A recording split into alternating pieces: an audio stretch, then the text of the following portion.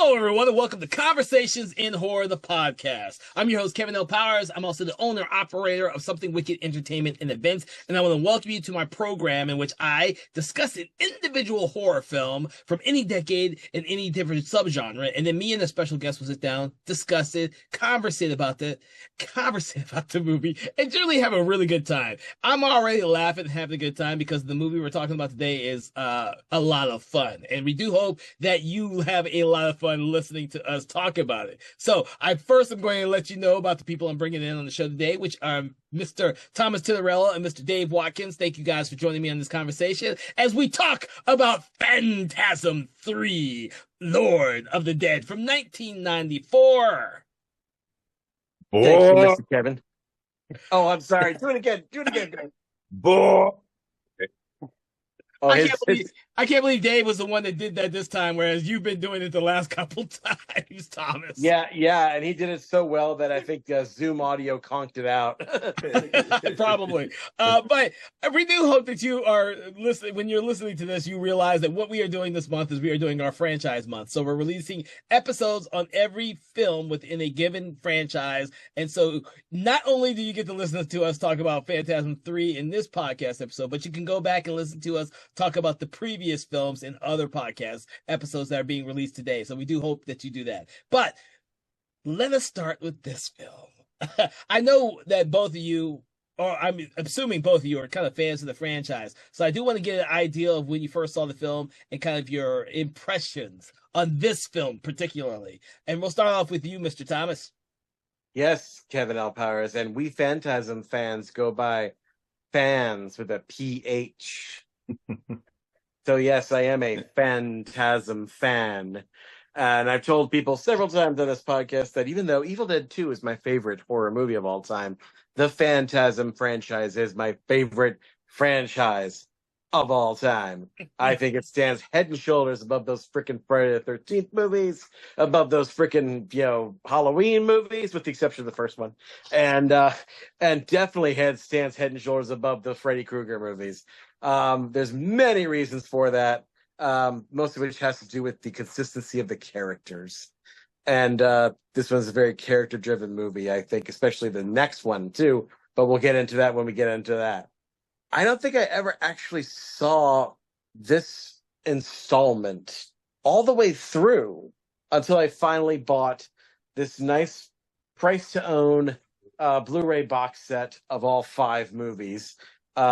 Which came out right at the time when the first movie was remastered by Bad Robot and J.J. Abrams' his company. J.J. Abrams, incidentally, is a huge fan of Phantasm, so much so that he named a Star Wars character in Force Awakens after the movie. Captain Phasma is actually named that way because of the chrome exterior. She looks like one of the chrome spheres of death, so that's why she is Phasma.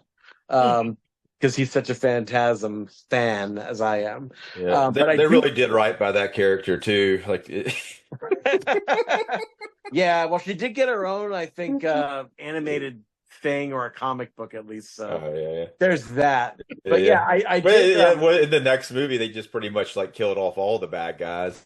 It's just let's just kill them all off. Well, that was Ryan Johnson's thing. JJ wasn't directing that one. Yeah, but we won't dwell on that. But anyway, so I think the first time I ever saw any inclination this movie even existed was I think I was in a video store years ago, back in the 90s. It must have been the late 90s because I must have been in high school at the time. Sometime after 1994, I would assume.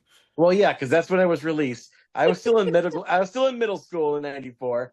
So I didn't start high school until 96 or something.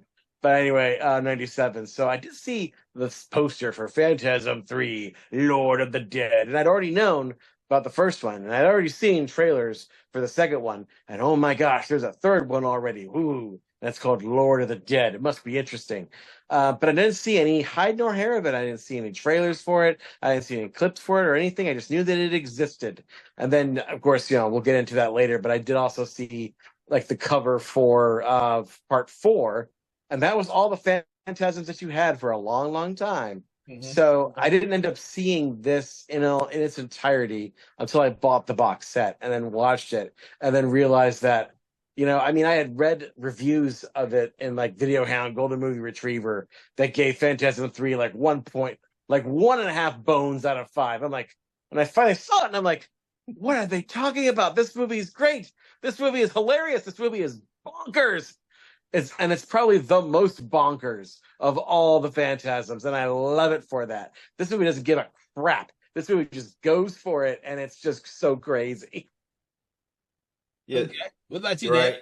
Yeah, so kind of similar. I rented it from wherever it was, Blockbuster or Hollywood Video or whatever, but I knew about it beforehand. I don't know how I knew about it, but I know it got a limited theatrical run, but no one knew it was in the theater. It was very limited. This is more or less a direct to video sequel to Phantasm 2.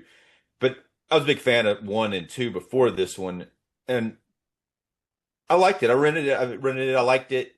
I had a lot of people, several friends who were into horror at the time, thought it was like pretty bad, but I thought it was fun.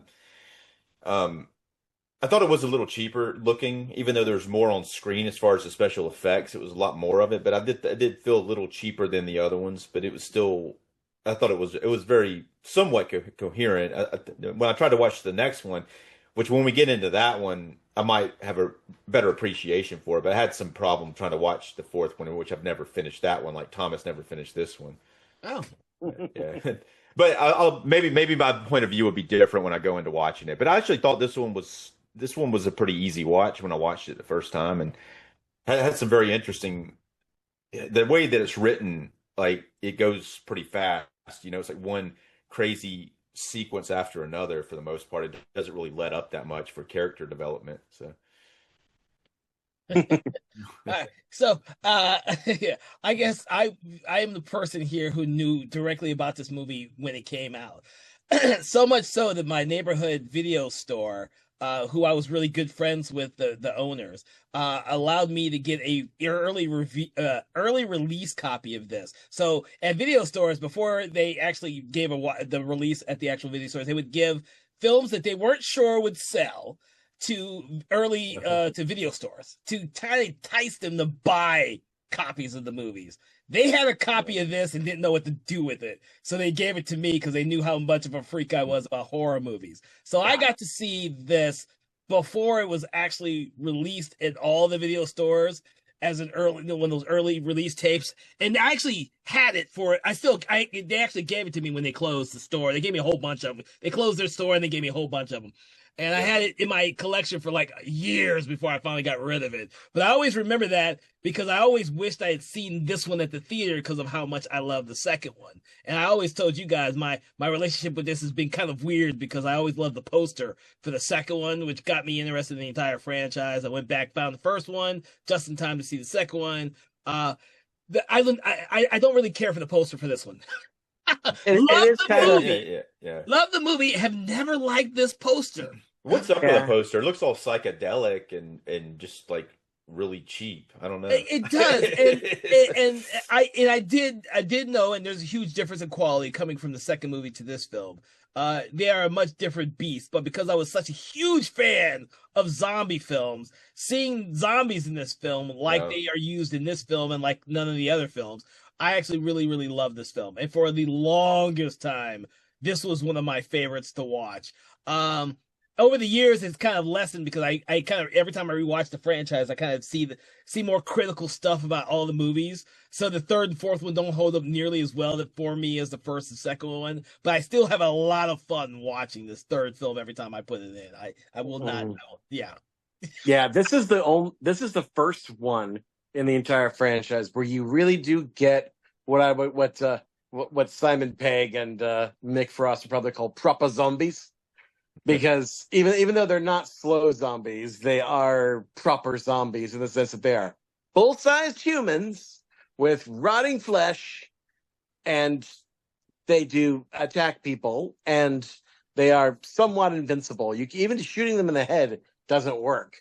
Well, no, that's the problem with the zombies. They kind of get all kind of fucked up and then just come right back.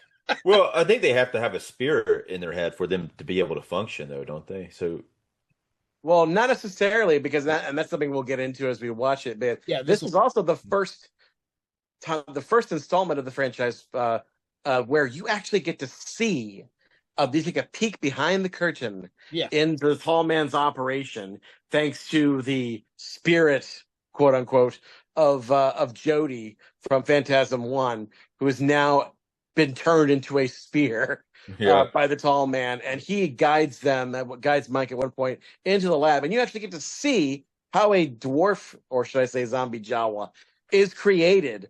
And what he shows them is, and we'll give you a little. I'll just go ahead and say it as a little go ahead. preview for what's to come. He basically says that he cuts the the skull open, having shrunk the body down, I assume with chemicals and gravity from the red dimension, and I guess he brings them back, and then he removes the brain and leaves just the barest essentials of the cerebral stem. All that's left is just like instinct, like the reptile brain, basically. That's what the dwarfs are running on, is pure reptile brain. And the little squishiness that's left, he takes that and puts it inside the sphere. So essentially, when he creates a zombie Jawa, he is creating two separate zombies. He's creating the little guys that are basically his grunt troopers, and then he's creating the Sentinel Spheres, which is the first time we ever hear that term. And basically, the Sentinel Sphere, which blew my mind when I first saw it, is really a cyborg zombie. It is a machine that is piloted by the brain, or the shrunken brain of the person that the dwarf was. It's so wild. And you see him yeah, putting it in. In fact, at one point, you see him opening it up and like stroking the brain matter, like he's petting it, like it's a little mouse or something, yeah. when he's in his throne chair. Yeah, it's interesting that it explains a lot of that sort of thing because it kind of takes away some mystery from everything, but it is also cool to see it. So it's kind of hard call because the first one's very creepy and very atmospheric, but this Yes. one kind of keeps some of that. But overall, it feels like I guess you kind of needed it by the time you got to this one because this one Oh, is yeah. just Yeah. just one like set piece of effects after another. That's what people really like the two scenes in the first one that were just like really kind of like it's pretty much the two scenes from the first movie that were like balls to the wall. Like this movie's mostly that for most of the running time. Maybe like 15 or 20 minutes of not that, but most of it is that, you know. Oh, yeah. I would say this is the Yeah. one, and I guess Ravager might be a little more, but I think this is the one in the franchise that is the most like an action movie. This is the one where Coscarelli kind of changed the genre of it, where to the point where it's almost not a horror movie anymore. It's really just an action sci-fi movie Yeah. with horror tropes in it, and maybe one or two jump scares. But for the most part, this is an action movie with car chases and shootouts and monsters scurrying around that you try to blow up, and freaking like thieves, criminals, and we haven't even discussed the Home Alone Yeah. House of Horrors that they see Yeah. there. It's Yeah, so the Home Alone much. part was I definitely when I saw this identified with that character because he was kind of similar in age to I was at the time, the Tim character. But it's also like that was it Deadly Games Home Alone kid. It's kind of like that Yeah, kid, yeah. but a little even more skilled than that kid was in Deadly Games. But it's actually kind of impressive the way what he does, especially in the house sequence when he's defending his Oh house. yeah, Yeah, well, that is the one part of this movie that told me very early that this movie is going to blow my mind, and it blew my mind. And it Well, blew my mind because I was yeah. not expecting that at all. The This kid's pretty Tim hardcore. Yeah, Tim, yeah, Tim.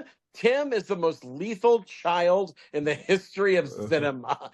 He really yeah. But is. surprisingly, though, like it does, I always thought that scene was closer to the beginning, but it's almost like 20 or 30 minutes into the film before Yeah. that Oh happens. yeah. Because it's that's one thing that's weird about this film because Mike was kind of he was the protagonist of Phantasm 2. Here, he's in the first like 20 or 30 minutes, and then he's gone Gone. for the middle half, and then he appears like 30 minutes before the end. But once he comes back, he doesn't feel like he's part of the group anymore. The group seems to have gone on Yeah. without him. It's really odd once he rejoins the group. It's like he's kind of like doesn't fit in anymore. No, Yeah, it's because really we've seen the sad. other characters so much. Yeah. We've seen the other characters so much that, and he's not part of most of that action. I think in this film, I see Mike as kind of like character who is kind of creating all the background and the information that by the third film, Coscarelli believes that audiences want more of the story and the reasoning behind what the explanation for everything. That's why it's so much in this film. They made Reggie the protagonist for sure in this one. Oh yeah, this is definitely this one's definitely Reggie's dream. Yeah. If we take, I think this one, this one's Reggie's dream, and Phantasm 4 is Mike's dream, and definitely 5 is also is Reggie's dream again. But if you're going to take that interpretation of it, but man, I feel like now that I think about it, I feel like they damsel Mike. I feel like they do. Yeah, he's the damsel in distress of this movie. Yeah, that's a good way to describe it. I don't see him as I see him as the Bruce Campbell Ash character, the bumbling character. Oh no, I'm talking about Mike. Mike is the Mike because they have to go save him. You know. Yeah, Mike's the damsel. Mike's the damsel, and Reggie is the Bruce Campbell. Yeah, he's full on Bruce Campbell of the. Although I feel like he's much more Campbellish in part 2 because he gets to do a little bit more in part 2, and he gets more in part 2. I know he gets to use that gun a lot more in this one, which we talked about. He threw it away in the other one, and then suddenly it's just back. It materializes. Yes, I love that. With bullets and ammo too. He has the shells. He has the shells. Like Mike now has the shells, but before they were like on the ground. But they're on the ground. Yeah, they kind of like basically went back and then they changed a few things about the other one just to make this one like so they could keep the items. Yeah, they wanted to keep the items they wanted to keep. It's weird the way like it starts off like most of them, like the other ones, especially the second one does, with a lot of flashbacks from the first 2 films, and then with new footage incorporated into the flashback, because James LeGros played Mike in the second one, suddenly they actually incorporated a Michael Baldwin back into some of the footage. Yeah. It is a little weird. Clever. Yeah, although I will say it's a little weird for that one brief shot where Michael Baldwin's face is looking out the hearse window, wearing James LeGros's clothes and having his hairstyle. That's a little weird, but I was okay with it. Yeah, but then they kill off Liz, pretty brutally, and they not only kill her off, but they kill her off in a brutal way. The dwarf's like eating her face. I know. Yeah, that is so terrible. I hate that so much. Yeah, but I hate to say this, with each subsequent Phantasm films, they kill off everybody who's not a main character with the beginning of each film. Au contraire, Kevin. Spoilers, ladies and gentlemen, but that is not true about one of the characters that comes on board, and we'll talk about her later. She doesn't die. Yeah. In fact, but she doesn't come back in the next film either. No, she doesn't. No, she doesn't, but she comes back in Phantasm 5. Well, they bring back everybody in Phantasm 5, though. But they get rid of Tim in the 4th movie. They get rid of you don't see those characters again. I know. But stick with the main characters. Oh, that reminds me. Speaking of female characters coming back, did you guys notice that there's a very specific female character who's back in this movie?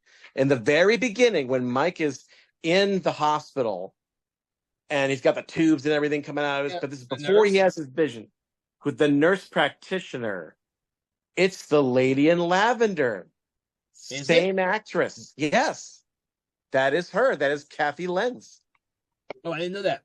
Yeah. So if you think about it, it's probably the tall man as the lady in lavender, keeping an eye on Mike, making sure he fully recovers so that he can have his way with it. They didn't go back with the sexual stuff in this one like they did in the first one. They like the second one, they definitely got rid of it with the tall man turning into the lady in lavender, but it's gone in this one too for the most part. Oh yeah. Well, yeah, that's true, and I agree, it's a good thing. But I don't think that he was trying to seduce Mike as Lady in Lavender. I think he was being maternal towards him because this is the movie in which really crystallizes that. It's suggested in part 1 and a little bit in part 2, but part 3, Coscarelli really went for it from the beginning of this one because the tall man really wants Mike, and Reggie is full on his protector, and to the point where the tall man's closing on him and the dwarves are closing on him, and Reggie has a wonderful moment where he shoots. Right? There's dwarves close all around him. They're like monkeys in the trees around him, and he puts the quad shotgun up in the air, shoots, and they just fall from the trees like grapefruits, which is hilarious. Right before that too, he kills another dwarf shotgun to the face and blows his whole face off. Yeah, it's awesome. But that it's very similar to when in the second one where he kills all the dwarfs on the stairs. Like it's also kind of comical when that happens. Like kind of similar to him just shooting it randomly into the damn trees and then they all fall down. Like in Arachnophobia when all the spiders fall down in the rainforest. You know. Yes. He's now an expert at the quad shotgun, but he's got a grenade. And he pulls out that grenade when the tall man's surrounding him, and he has nowhere he can go. And he's just like, 8 seconds to hell. And tall man's like, I don't want him in pieces. And he's like, well, that's the only way you're going to get him. Play your game. Yeah, I know. Yeah. I can wait. It's like, yeah. And I mean, that was such an odd thing, too. The tall man's like, all right, I guess it's out. We'll walk away. And I mean, really, they could have just waited for him to put the grenade up and then come back and snag it, Mike. But but it's just kind of it's funny because when I was watching that sequence, which this is all like the same night as the end of part 2. Mm-hmm. This is like 6 minutes into the film, and I was like, wow, this is awesome sequence, but it's like going on for like a really long time. And then right when I thought this is awesome, and it's been like a lot longer than I expected, then Tallman's like, all right, we're leaving. It's like they leave him and the troop of dwarfs leave, and that's it. To go to the hospital. And he's carrying off poor Liz's head like it's a shopping bag. Yeah. He does have Liz's head. It's so funny that how the way they treat that character is just so gruesome. What's even worse? I know, right? What's even worse is if the head is still intact. That leads us to believe that the tall man, if he's taking her head, he's probably going to turn her brain into a sphere. Yeah. Well, which is really sad. Yeah, that would make sense. Yeah, but she's special. Now she's special as a spiritual sphere, just like Jody is. Jody has no body; he's just a sphere. We see, like, after that, we see the hospital, and then the doctor says to Reggie, still no change. We don't know how long the hospital's he's been there. No. Yeah, but it had to be a while. You know how I know that? Because later on, when Mike wakes up, he's like, I got something at the house. He's got a house all of a sudden. Yeah. Yeah, he's got a house. Yeah. I'm like, wait a minute, Reggie. What? Did you? Because when we go to the house, it looks nothing like the bed and breakfast that they were staying in Phantasm 2. And it looks a little bit more like the house that Reggie had at the end of in Phantasm 1, but it can't be that because that got blown up.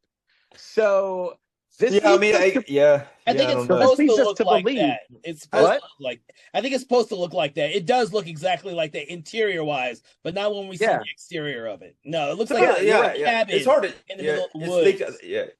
They kind of choose like some continuity, and then others they kind of take back to make it more convenient for this movie. It could have been a long time, or it could have been the house never blew up in this one. I don't know. I think the house blew up because we were very clear, or at least Coscarelli was trying to be clear, that because of the studio interference from Dino De Laurentiis, that 90% of Phantasm 2 did happen. There's no dream sequences. This one, we get a little further. We actually do get some dream sequences, but the stuff that happens in the dream sequences directly affects reality, unlike some other ones before. We know that his house blew up and his wife and his child died.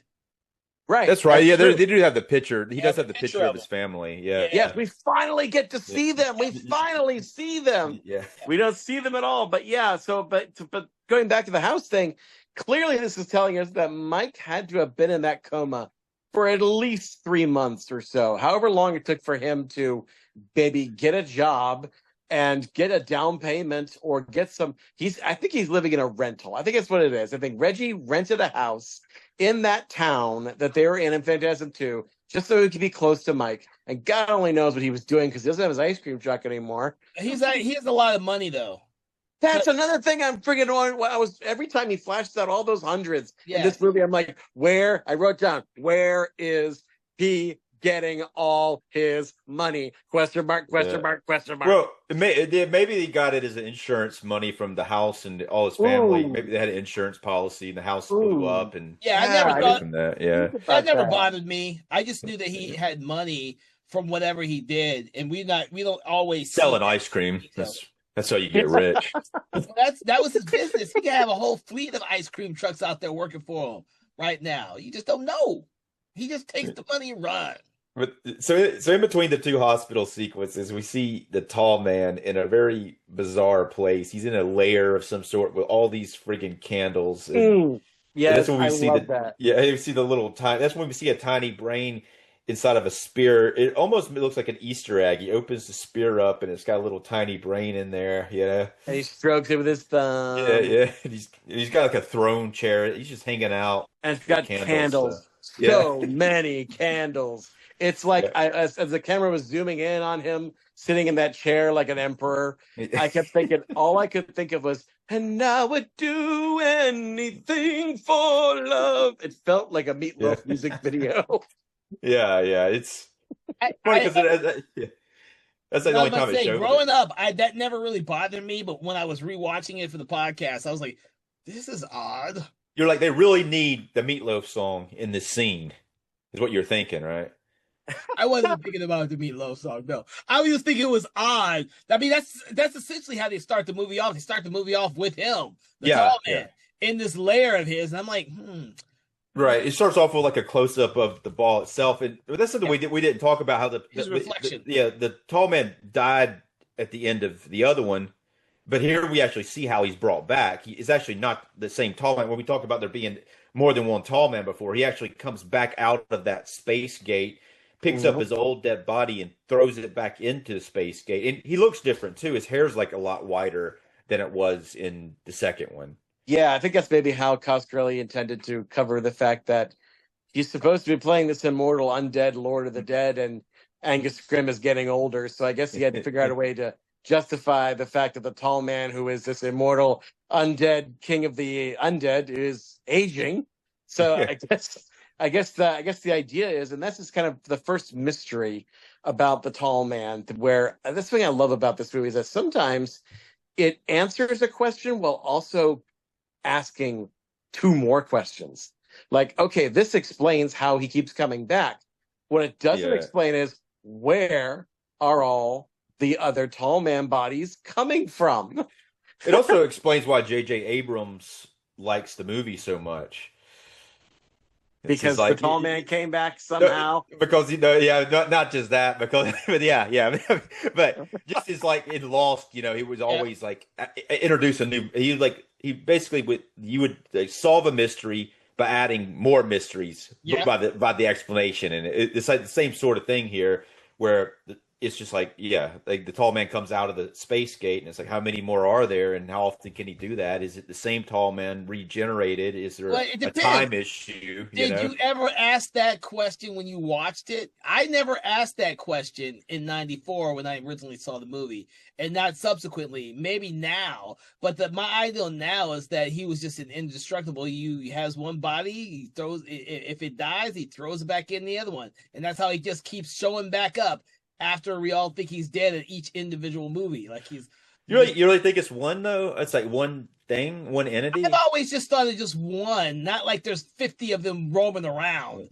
But no, I don't know if they could all be. I mean, he can clearly be in the same spot at one time though, because he comes in, picks up the other body, and then throws it into the thing. But we also find out this tall man's got a spear in his head too later on in this film.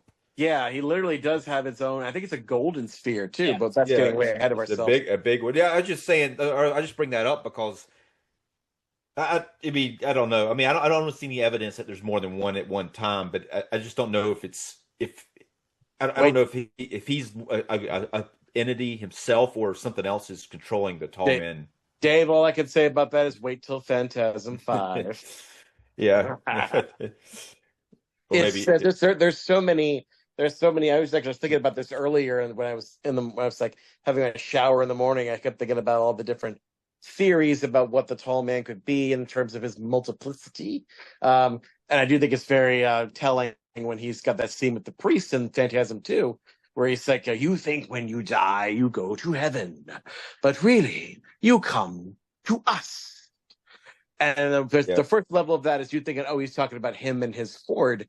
But no, I think he means it to say us, as in me, the legion that I am. That I think really the tall man's consciousness is a multiple legion of things. I think it's like, yeah, he's like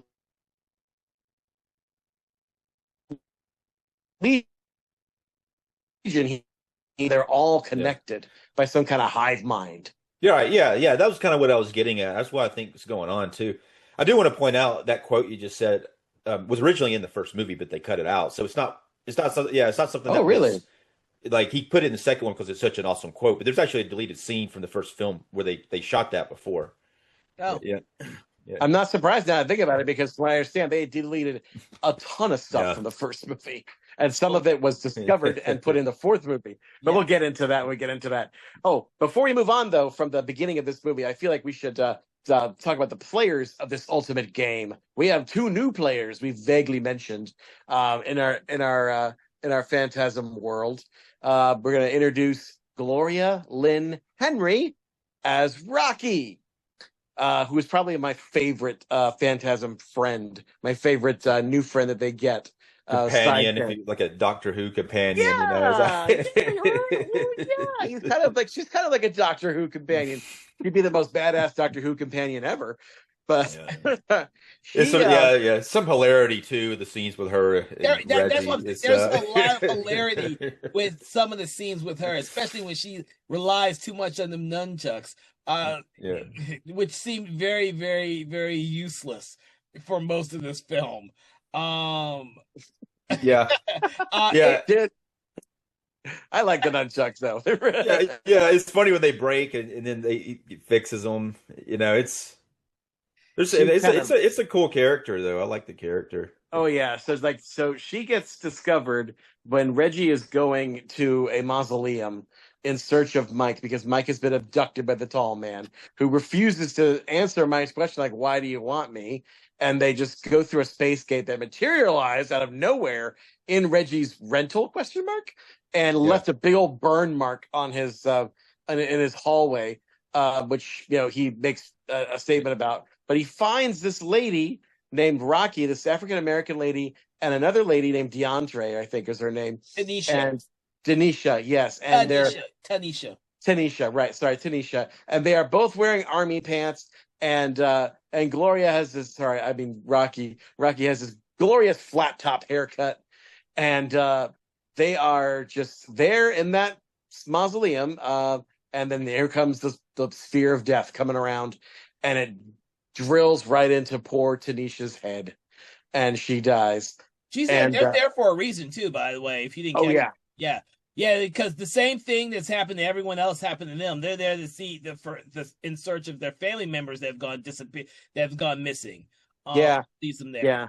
So And in case that's a reoccurring theme that happens to a lot of the characters. right, again So, and again. And by the way, in case y'all out there in podcast land were wondering, and you haven't seen this movie, or you have seen this movie and you've always thought in the back of your mind, I wonder why Tanisha, what their relationship is. Yes, all of your suspicions are confirmed in Don Coscarelli's anthology Fictions.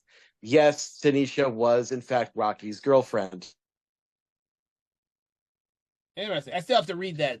So Yeah, it's a good story. They had a secret love affair in the army, and yeah, they came back to Rocky's hometown basically to find their families, and she didn't come back. So sad. But anyway, that also explains why one of the many reasons why Rocky is not at all interested in Reggie. Yeah. Yeah. That makes much more sense now. The next, oh, by the way, it doesn't it? Yeah. But yeah, so Gloria Lynn Henry, this was like pretty much her first movie. She went on to star in actual classics like The Horse Whisperer with Robert Duvall. Not Robert Duvall, Robert Redford. God rest him. Yep. And then she also was in The Devil's Advocate with Keanu Reeves. And she's still making movies every now and then. She did one last year called Southern Nightmare, which is about two young things who get chained up by killer rednecks in rural Georgia, which of course happens all the time in this great state. I can't see why. She hasn't really done that much acting.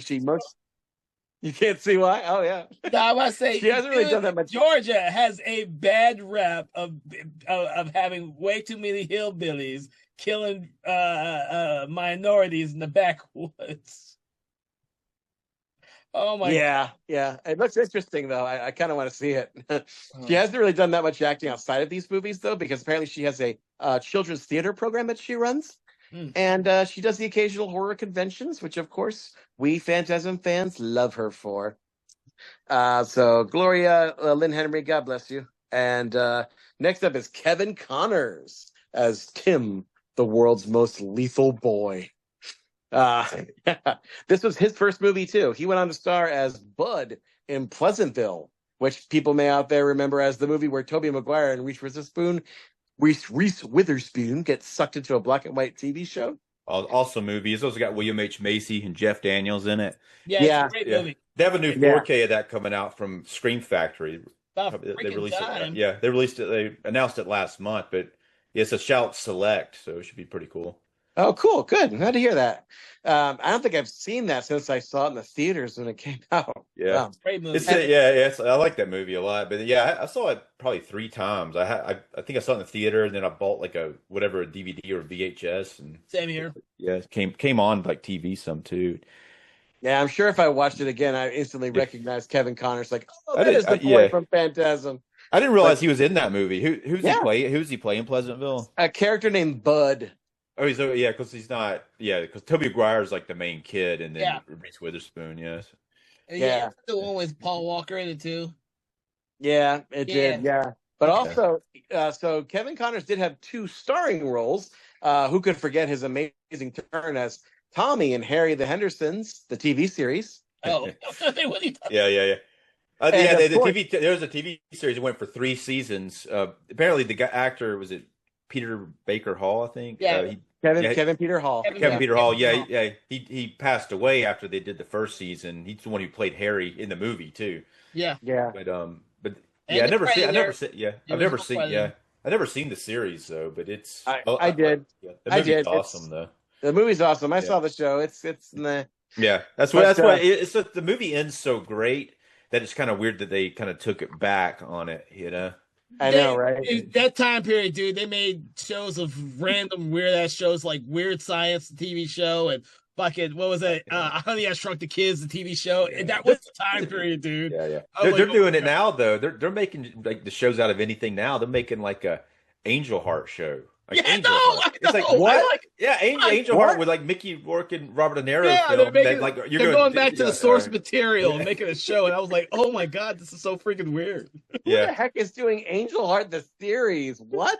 I don't know. They're doing it though. I mean, it's. Oh my god! I don't know. But yeah, so I'm saying they're making random like shows. It's a little bit different now. Like they make an Alien show, they make a Predator. That makes sense though.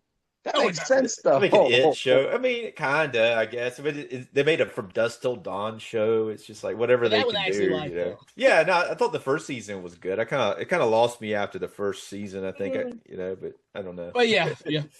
So anyway, Kevin L. Connors also starred in the great immortal classic from Full Moon Entertainment, Prehysteria 2. Jesus. I didn't know that kid. I didn't realize he'd done that much. He's not even clickable on the Wikipedia, so I figured it was like his only film. Well, that's pretty much what I just told you. Is pretty much the breadth of his filmography. He later went on to quit acting and become a best boy grip in many other movies. So if you guys out there in YouTube land or Spotify land sound off in the comments. Tell us what a best boy grip actually does, because I don't know.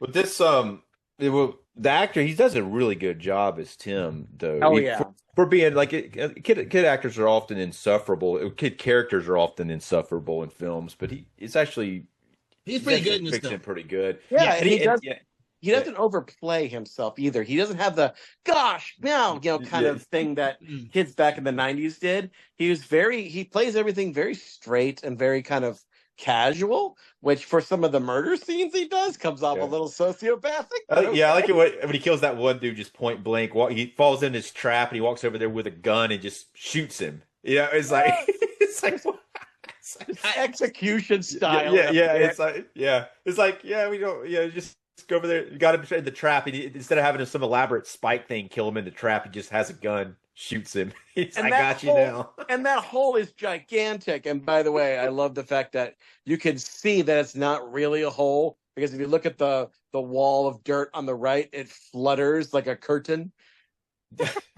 Oh, well, I wasn't paying that much attention to that, but okay. It totally does. Watch it again. It totally does. I'm telling you. But that thing is so huge. How did this guy not see it? He just walks right into it. Yeah. Remember, there's like one of those classic mummy movies where they made a big pit like that, and then they never used it for the mummy to fall in. But we were covering that. It was just like, it's like, well, they made a pit, but what's the point of it? But, I know. I don't know either. But apparently, like Tim, his dad was a sheriff, and he explains to Reggie later after he gets him out of the Hemikuda. We totally glossed over the fact that there are 3 criminals in this movie who are scavengers / thieves, and also known as looters, but I think it's called scavengers in the film. Very, very like cartoony characters too. Mm-hmm. Yeah, like one guy is this tall, skinny white guy with a big old Flavor Flav looking gold chain around his neck. It's like a money sign. Like they're very like they stand out. And they're very unique looking. So when you see them again, like they keep coming back for some reason, you think they're gone. You like, wow, they weren't in this movie for long, and then they show back up. They're back. Oh well, they're gone again. So yeah, it's like. Because they're gone because Tim annihilates them. Like they come into his first of all, part of the reason why that scene blew my mind so much when they see when they come to his house, they have kidnapped Reggie, they've stuffed him in his trunk, and they have been very transparent with their intentions with Reggie. They are going to kill him and tear him and just dump his body on the side of the road and take his Hemikuda and ride off. But before taking it back even further, now when we first encounter them, Reggie comes into another ghost town. This is kind of we've seen this in Phantasm too, the ghost towns, but here he comes up to this, what the heck, it's called Holtzville, and he comes up there, and the population sign says 978 people, and it's marked out with a 0. But then it's like he comes in there and then everyone's gone again. But then this one woman there who's pretty hot and and she's wearing really skimpy clothing. I love how Watkins is like rating her like she's pretty hot. Well, it's probably the way that what she's wearing, but she's very, very like, she looks like she could work at Hooters or something like that, So No, you keep going. You're doing a great job. Yeah. But she's got a bit of a southern twang, so even more of a Hooters type of girl. And she's the one that tricks him first, and suddenly she takes a gun and just starts shooting it into the air like Wild Woman, And it's like, what's up with that? And then he's trying to stop her from doing that, and that's when the other 2 guys show up and just knock Reggie out. One of them, other than the tall guy with the gold thing, there's another short, older dude who's got like a red striped suit on and a tie, and he looks like I don't know. He's kind of like one of those kind of mismatched, short, older dude, and he looks hanging like out with him. Yeah, he looks like a bookie from a scene, yes, from like a Martin bookie from a Martin Scorsese movie. That's what he looks like. Yeah, so very, very like cartoonish characters, all 3 of them, But then they do the odd thing of like they want to steal his stuff, and instead of just leaving him there knocked out on the ground, they want to go and kill him too. So Mm. Yeah. They stuff him in his own trunk and Yeah. just drive on and say, "Oh, there's a nice house looking here, and it's a nice looking house," and Yeah. and they decide to go rob it, but it's got these weird looking jester decorations on the mailbox. There's Which like there's like graveyard, there's like graves in the yard with like sticks, kind of looks like a pet cemetery sort of thing, but with some of the worst crosses I've ever seen this Well, he side of the wasn't Evil trying Dead very well. series. yeah.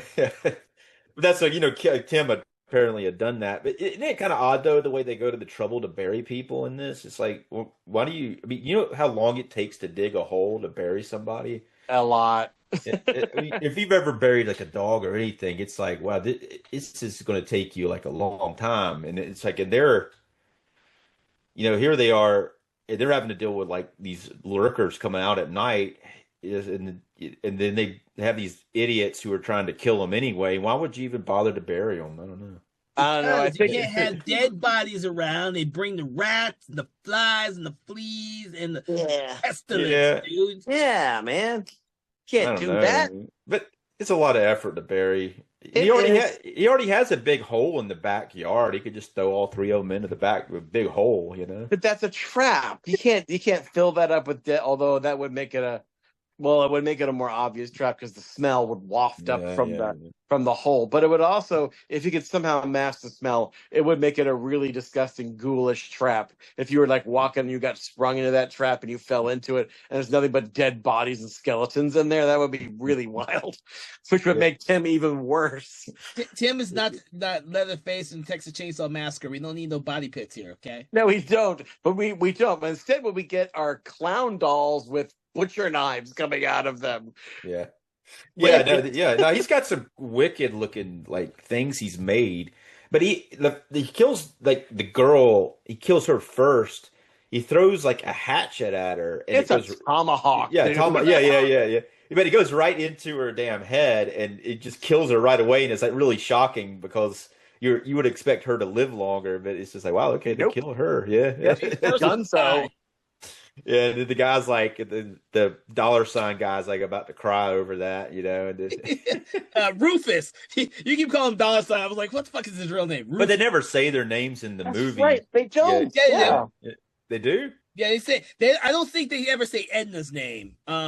They say Rufus once, I believe. And I don't think they say Henry's name either. What a stupid name for that character. He does not look like a Rufus to me. No, he doesn't. I mean, yeah. I mean, Henry would work better for him than Rufus. The other guys, I could see the other guy being Rufus, like the bookie dude.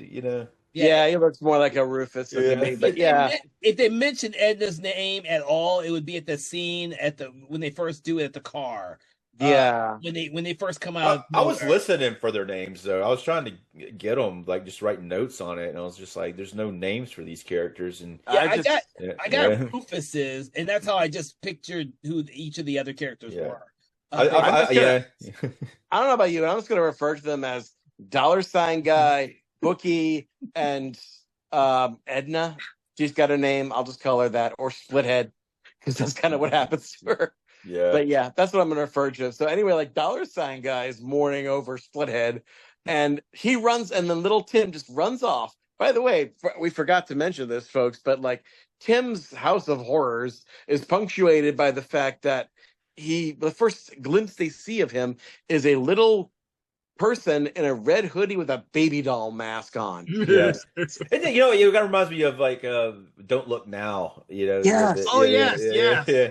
But Yes. I've actually seen some other kid in a movie wearing like something similar too. But the first thing that comes to mind is that, but I know I've seen it before in other stuff too. But it looks pretty creepy when you see it, and it's like, what the hell is that shit? It may very well be the scariest thing in this whole movie.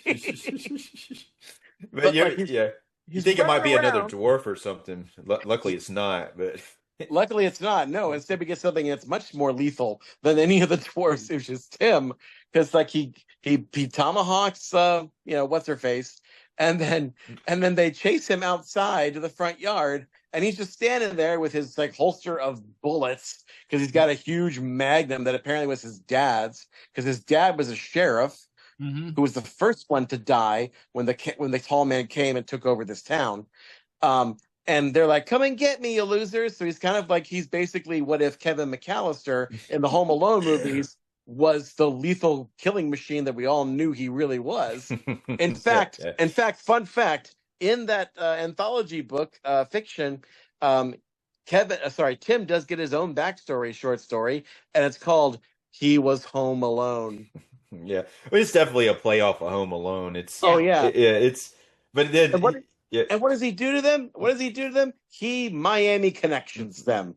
He's got a frisbee with razor blades on it and throws it at them and slits the throat of dollar sign. and it's like a pink frisbee too. But what's weird is like I get that he's a kid, so they're not. He's already killed the girl. He's like he threw a tomahawk and killed her, and they're at that point they're really dumb to begin with, but they're definitely underestimating him. But you would think if once you saw, and plus they would be mad that he killed the girl. They have an opportunity to shoot him with a gun, and they don't do it. They wait for him to throw the frisbee, but it's a movie, so I guess we don't want the kid to die yet. But at the same time, it's kind of like a little bit of hard to suspend disbelief that they're going to sit there and wait for him to kill him.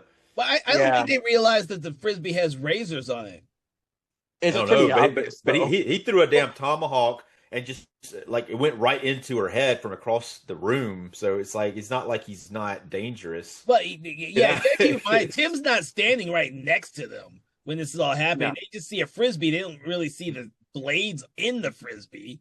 And they're underestimating him. They're underestimating the kid. Yes. Well, also, I guess you have to remember he's a small target. He's hard to shoot.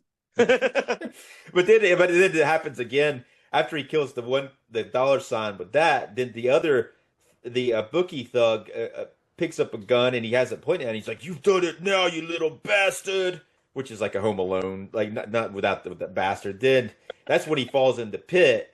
But it's like he has an opportunity to shoot him too, and he really doesn't do it. You think at that point, after he killed his other two friends, he'd be like, "Okay, kid, I'm just shooting you. I'm not going to say anything else." But again, it's like again, ladies and gentlemen, it's so bonkers. This is not even like the first half hour of this movie. We are already doing all of this, and it's so insane, and it's going to get much crazier as the movie goes on.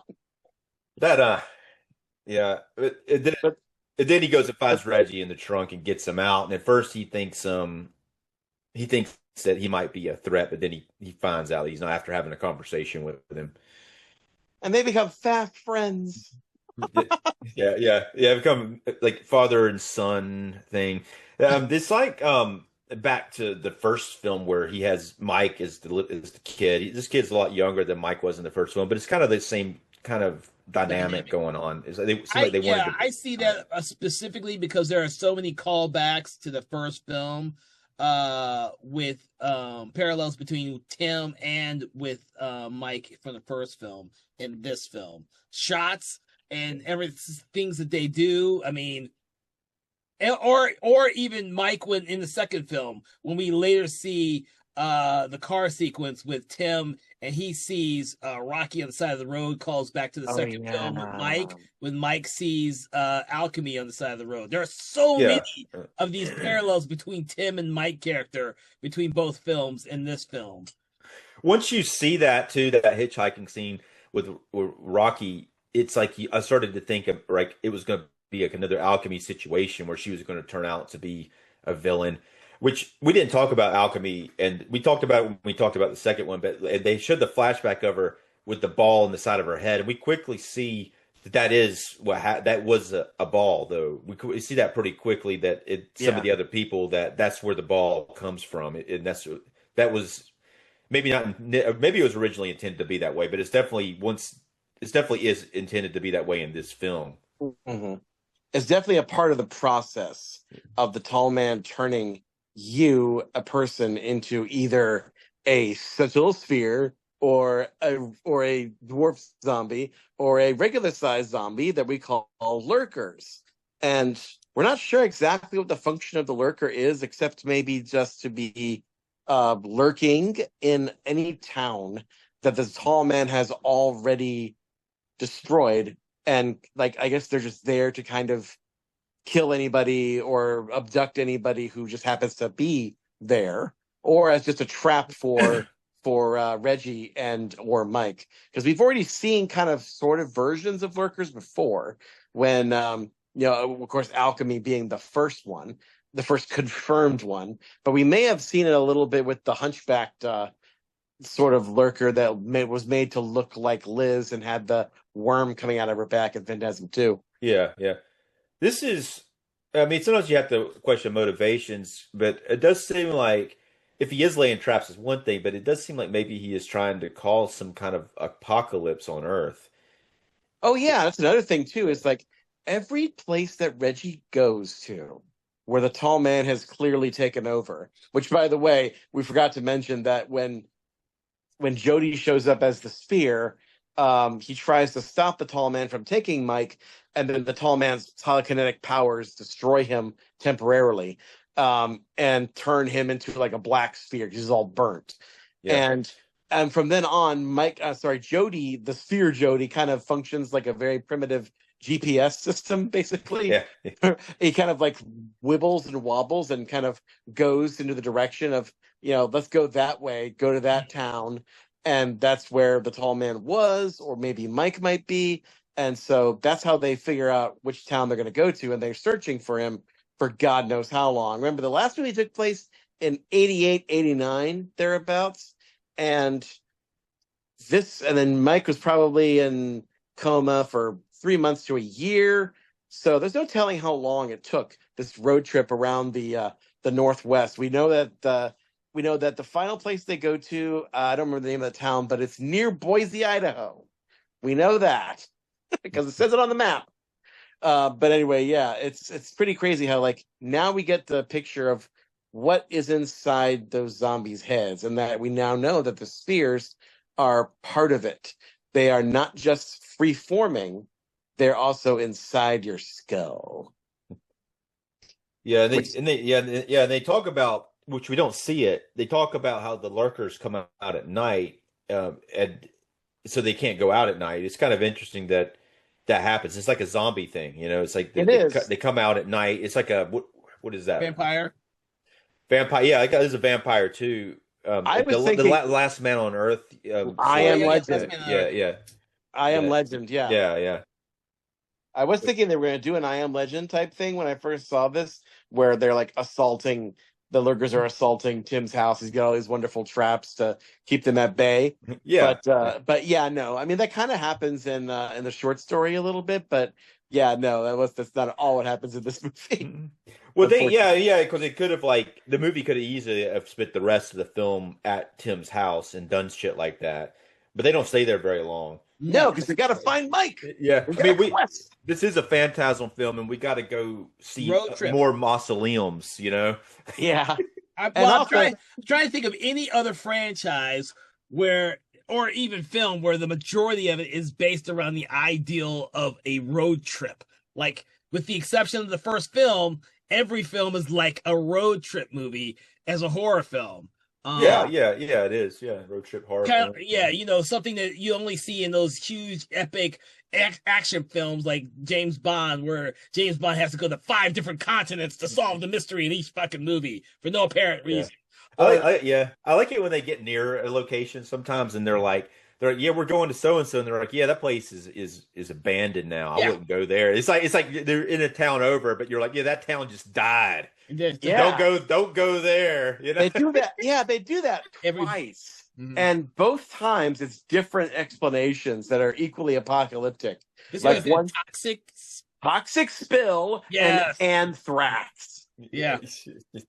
They're so calm about it. Yeah, that thing's dead. Don't go there, man. It causes me to wonder who is behind the disinformation program that orchestrated by the tall man to make people think to cover up for the zombie epidemic that he's creating. I see it as like something like Salem's Lot. Eventually so many people are taken over in Sphere or are left. That there's always a question of why all these people left, and everyone outside of that town have created their own little theory without ever setting foot in the town itself. That's how I kind of see it. Because that, I want to believe that the people that Reggie comes up to each time and tells them this, they're just normal people who have just seen lots of people just exit the town, leave the town, or died. Or in the case of the lady by the side of the road, they just take the orphans from the town next door, which is really interesting. Because like it's getting to the point where most apocalypse and apocalyptic movies happen pretty instantaneously.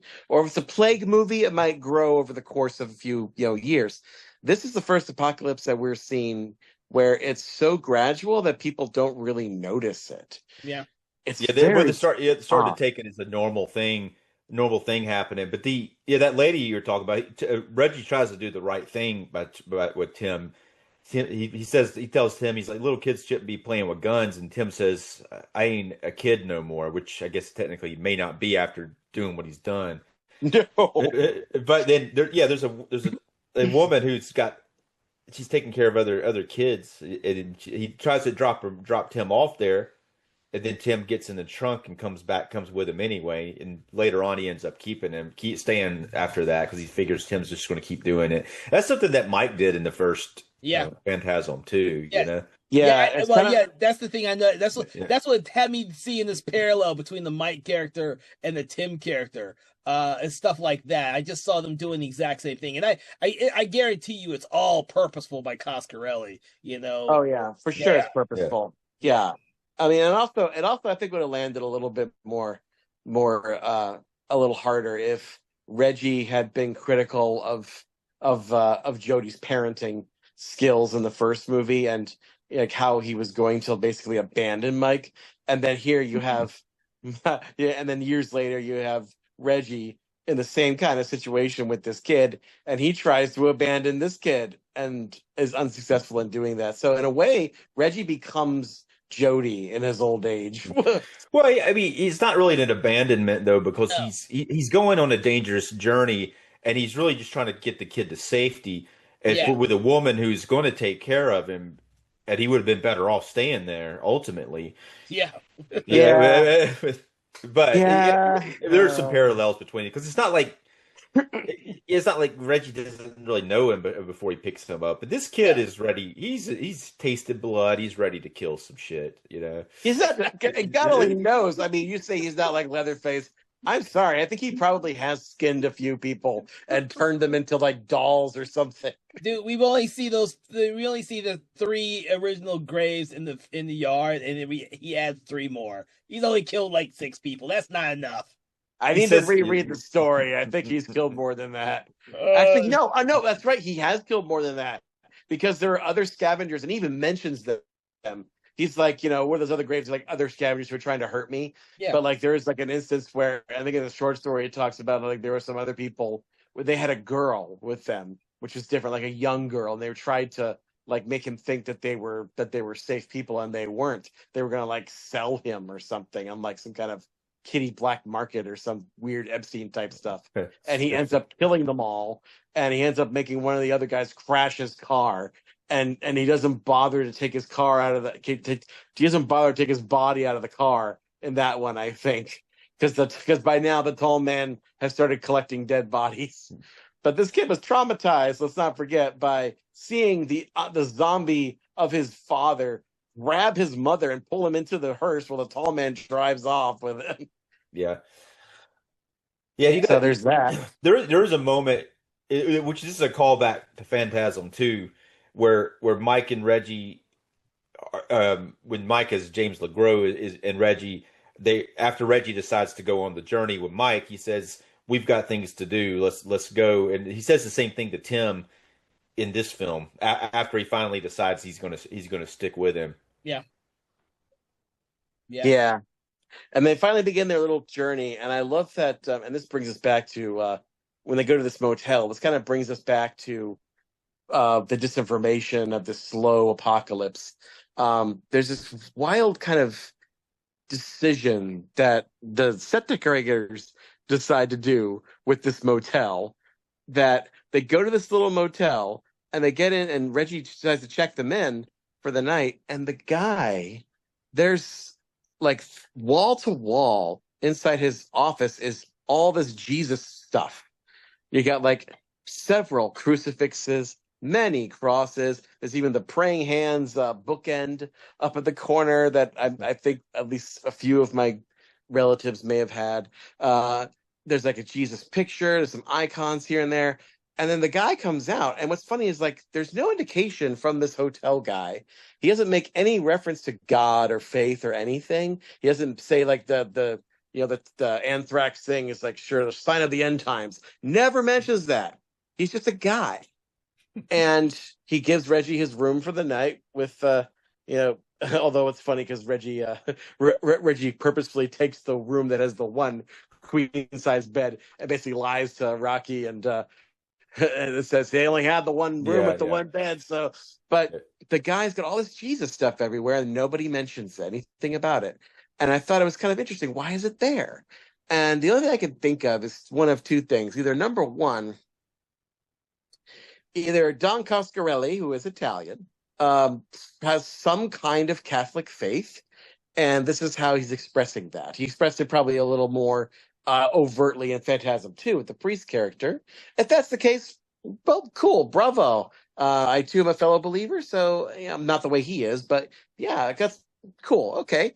But the other way, I think, number two is probably more obvious, probably more likely. Number two is that Coscarelli isn't really in that camp, but I think he might be making a very subtle comment on human nature. That, I think maybe what he's trying to say is like during times of crisis and during times where it seems like everything's going to crap, people tend towards religion when things happen. So I think maybe that's what he's really trying to say. Right. Yeah. No, I was about to say, I think some of that's in there because of the fact that you reset the line before. One is this whole franchise has to deal with death and people who believe that their loved ones are going to heaven and are being safely transported there via the grave site, and their spirits going where it's supposed to. But the tall man's like everything against that. He's stealing these bodies. He says, "There is no heaven. You come to me when you die." And so having those type of religious I'm looking for the word for it. Those items, those themes in there kind of play towards the opposite of that. And it keeps that relevant in the back of their mind when they're watching this movie. I think it adds a whole lot without saying or preaching a whole lot. Here's one thing about it that the guy at the hotel, he's probably not the one to put the stuff out. Someone else did it. He just works there. Yeah, or it could have been his mom or something. His mom or might own the place. It was probably like an older lady who put all this stuff up because she's worried about the end times happening because the town next door to him has died, And that would explain why he doesn't say anything about it. Plus, he's been there all day, and he would have to talk to every person about it. So, and he just kind of like at that point, it's time to. They need to get a room, and he wants to just go back to doing his own thing, But Dave, I love the way you rationalize things sometimes. Or, here's another possibility that the script was written a certain way. And then the set dressers decided to put all that shit up, or maybe it was like a real like hotel. It was already there, and they're like, "All right, we're cool," I will say this is probably, aside from the first movie, this is the one that probably used the most real locations. I was surprised to find out that later the mausoleum they go to later on was a real mausoleum. They didn't build it; it's a real one. I didn't know that. Yeah, and they look a little different in this one. Maybe a little realer, I guess. Well, it's supposed to be the biggest Gothic mausoleum. Yeah. I was about to mention that. This is hilarious, actually. So Tim's in the back of the car reading like a brochure about the town they're going to called Bolton, and he's like, another small town, home of the Spring Apple Festival and the largest Gothic mausoleum in the Western U.S. Like that's That's how they sell their town. You know, that's And the they all highlight. collectively like, "Yep, we're going there." Yeah, yeah. Can't wait to see Obvious that. place for the tall man. But I do want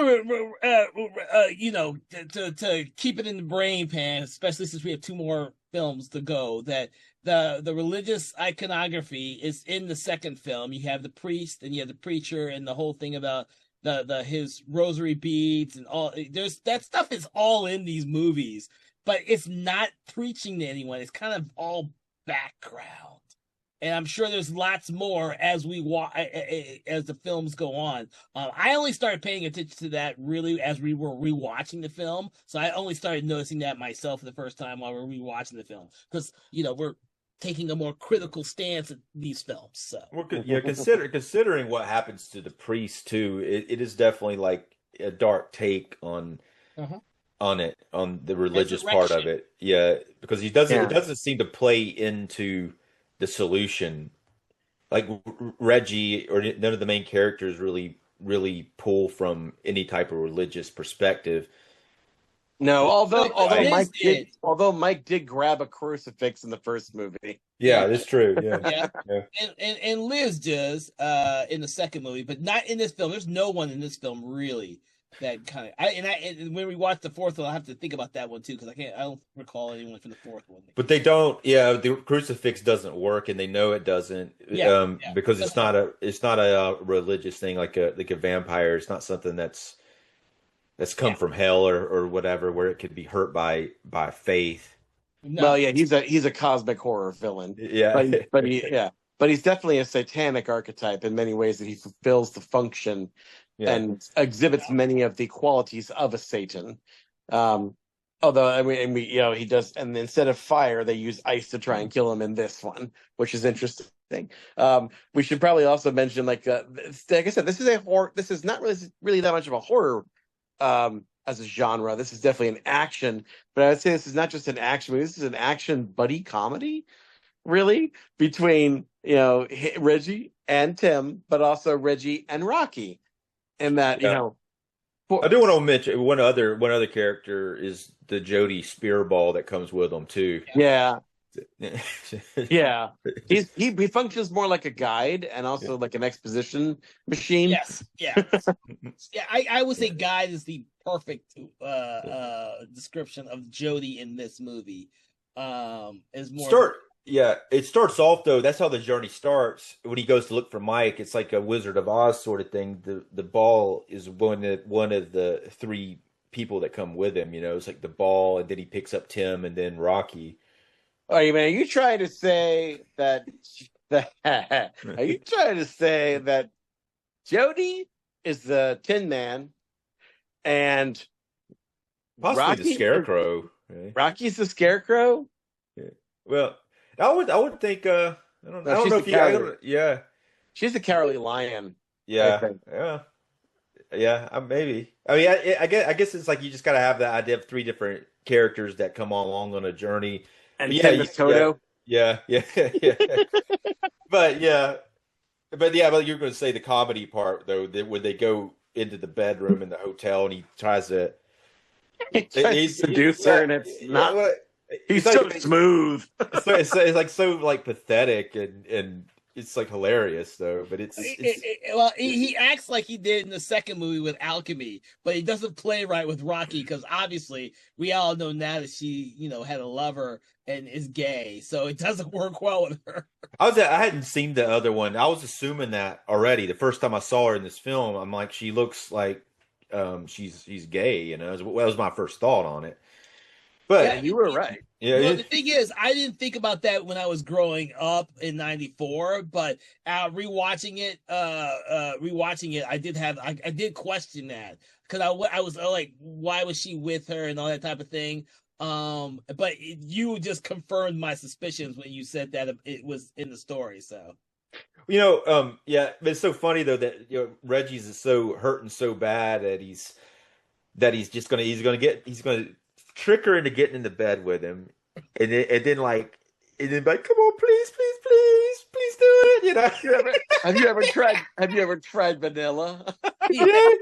It's It's got to be the worst pickup line in the history of pickup lines. Yeah, but it's a 90s thing. I hate to say this. You probably couldn't get away with that shit nowadays, but it's definitely a 90s thing. When you watch these types of movies in the 90s, they all had those stupid ass pickup lines and shit that men characters would do to women characters that just wouldn't fly if you were writing those same type of characters today. Yeah, it's so hilarious though because you got and this Uh-huh. is the type of shit that wouldn't go in necessarily in a mainstream film because you got your hero of the movie begging to have sex with Yeah. this girl who is probably gay and doesn't want to have sex with him, tells him no, and he keeps begging her, and then she finally like, okay, let's do this, and she put handcuffs on him, and then she's like, all right, go to sleep. He thinks they're about to have sex, and then it's like, go to sleep. But it's And like he's handcuffed into the bed. yeah. It's just like but it's a very realistic scene in a way though about a guy who is really hurting for sex. He ends up in a bed with a woman. And it's probably been a long time, and he's horny as hell. And it's realistic, but it's just funny the way they do that to their hero and then make it like a really hilarious scene, And yeah.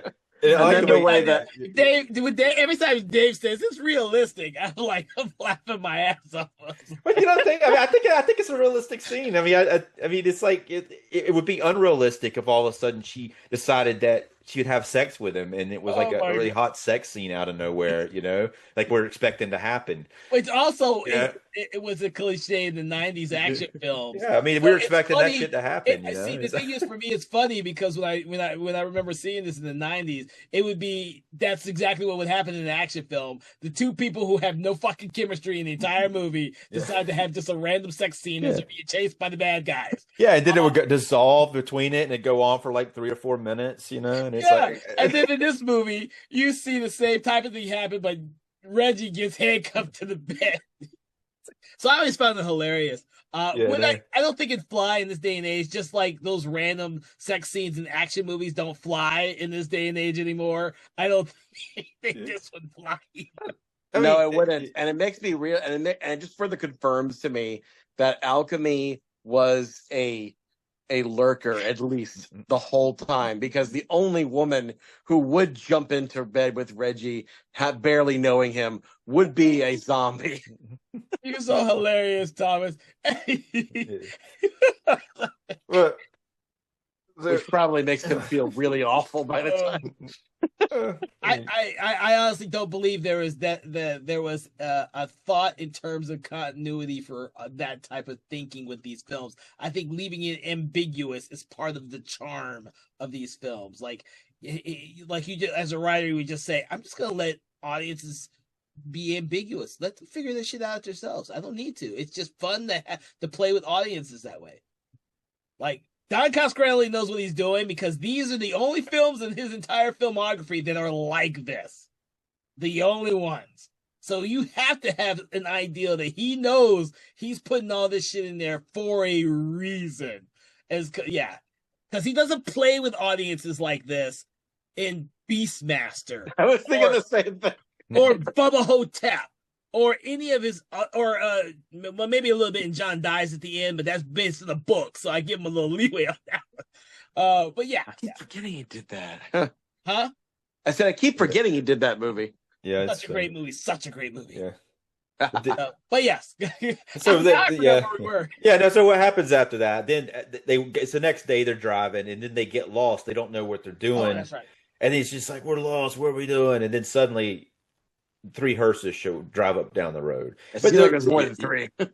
Yeah, but I wrote down 3, but it would think it's more. It's 3 there, but then they follow them and they end up in a place where there's 12. There's 12 hearses parked where they go. Yeah. But we see the Gravers again for the first time in this film. They were introduced in the second film. They're driving the hearses, the gas mask guys. Yeah, the Gravers. Yeah. Which why they would be driving the hearses, we have no idea. I think that's in their job description. They're gravers. They dig up the graves. That's literally their job. I guess the tall man didn't have enough mortuary workers who were under his thrall to be transpo in his operation. So I guess that's what happened. I think leaving those type of questions ambiguous is part of the charm of the movie. Like these characters, these side characters, these peripheral characters don't have a specific duty, so to speak. They just kind of do whatever needs to be done. Yeah, they do. They do. They try to break in. They go over where all the hearses are, and then the Gravers try to break into their car. There's a brief fight, and then they all get away, and then they're camping after that. And that's when we get Mike back because we have this really extended, what seems to be a dream sequence at first. It turns out to not be a dream sequence. I mean, it is a dream sequence in the sense that it's in Reggie's head, but it's also Yeah. what I would call a vision quest. It's basically an astral plane type thing. Yes. I feel astral plane. I feel like he does travel and he gets him back, but he has to go through some things that aren't true to get there. Yeah, because the sphere version of Jody. I don't know why I have trouble saying that. Sphere Jody, ball Jody, Black ball Jody. black I can call ball it Jody Sphere is how I put it. Jody Sphere. There you go. Although that sounds like a stripper. It turns into a completely black ball after a while. At first, it's kind of like a partially black ball, but it eventually almost looks like an 8-ball, without the 8 on it. But Oh, I didn't think about that. yeah. He's the original Magic 8-Ball. Yeah. They even at one point I was thinking he is the Magic 8-Ball because they're asking him where they're going. They even shake it at one point. Oh my gosh. That's why I started laughing. Is like the Magic 8-Ball because Tim shakes the damn thing. Bet they got a Magic 8-Ball and spray painted that shit. Oh, bet they did. You know what? From now on, we are calling him Jody 8-Ball. I got it. That's what I'm going to do. Oh my God. I am calling him Jody 8-Ball. So Jody 8-Ball basically interrupts Reggie's wet dream about Rocky. Yeah. Which is very awkward. It's pretty hilarious. She's like, Reggie, you're so Oh, big. please don't. Please don't, Dave. Please don't, Dave. Please don't make it. We get a sexualized scene in each one. This one just happens to be Reggie's actual wet dream. Yeah. But then we get we actually do see her nipples and all that in the scene, and it's that it's funny because they actually do the sex scene in this a little bit, but it's like it's nice that they didn't do it for real and it's just a dream. Yeah, because if they had to have it, it's better that they did it this way, And they do have 8-Ball Jody say, "Come on, Reggie, I need you to get behind me. I mean, I need you to get behind me on this." Yeah. Which is funny because where he is in relation to dream version of yeah. But so he has to go with him, much to his chagrin, and he's just like, even in my dreams, all right, stay right there. I'll be right back. He's never back. But he goes with 8-Ball Jody across the astral plane through a door that opens to a desert, which, by the way, is always a great shot. If you can, young filmmakers out there, if you ever get a chance, always have a shot where you got a door that's clearly the indoors of somewhere and opens to a improbably large location, which in this case is a dry riverbed. Yeah. That Reggie's like, man, I used to go here when I was a boy. And he's like, where is this place? And 8-Ball Jody's like, somewhere in your mind. He's like, I don't know, somewhere in your mind. And they have to go through there, and that's where they go to the lab. And that's, like I said earlier, this is where they see the peek behind the curtain and see how the tall man's doing his thing. And then later on, when they're doing the scene where Mike is there and he's in the mausoleum in this little thing that apparently the tall man can communicate with him through like X-ray vision, basically. And he's like, let me out. And then he's like, you can get out if you use your brain, boy. And then leaves him. And apparently I read somewhere that when they did that scene, when they get Mike out of there using laser beams from the 8-Ball Sphere Jody and spring Mike out, and the tall man is there chasing them, I read somewhere that was the first time they'd all been together on set in 15 years. Yeah, I think I read that too. Yeah. Yeah, it says that on IMDb. I'm sure that's it's either said somewhere, maybe. There is not director's comment. There's a weird commentary on this one that has Angus Scrim and A. Michael Baldwin and without the director. So it's a little odd that the director's not involved. And both of those characters Yeah, aren't in the whole movie. You yeah. know, I think it's they're in funny. it sporadically. That's interesting you should say that because like the commentary that's on my disc in my box set, which isn't really that much of a box set, is just Coscarelli and I think like a film historian or something. Like Oh, somebody really? was yeah, I Yeah. didn't listen to it. I didn't really have time. Yeah, yeah. But No, I yeah, didn't listen to the whole thing, but I thought it was kind of odd that they didn't have Don Coscaretto. I didn't have the That's right. director on there. Yeah, they didn't have him in there, so I thought it was odd that they didn't. he was Uh, probably busy doing that other commentary. yeah, I mean, And I- yeah, I mean, it's kind of weird, but they more than likely in that commentary say that. That's probably where the IMDb thing came from. But it is true. I mean, it's the first time we see those three actors, those all four of those people on set since the first, I mean, in the same scene since the first film. In fact, I'm not even sure, but I think that may be the last time that they are all together like that in this entire franchise because I don't think that happens in part four either. Because Jodie Sphere, I don't know if Jodie Sphere materializes as Bill Thornberry again, quite like that in front of the tall man in the same shot with all of them. I'm not sure that happens in four. I don't know. When I rewatch it, we'll find out.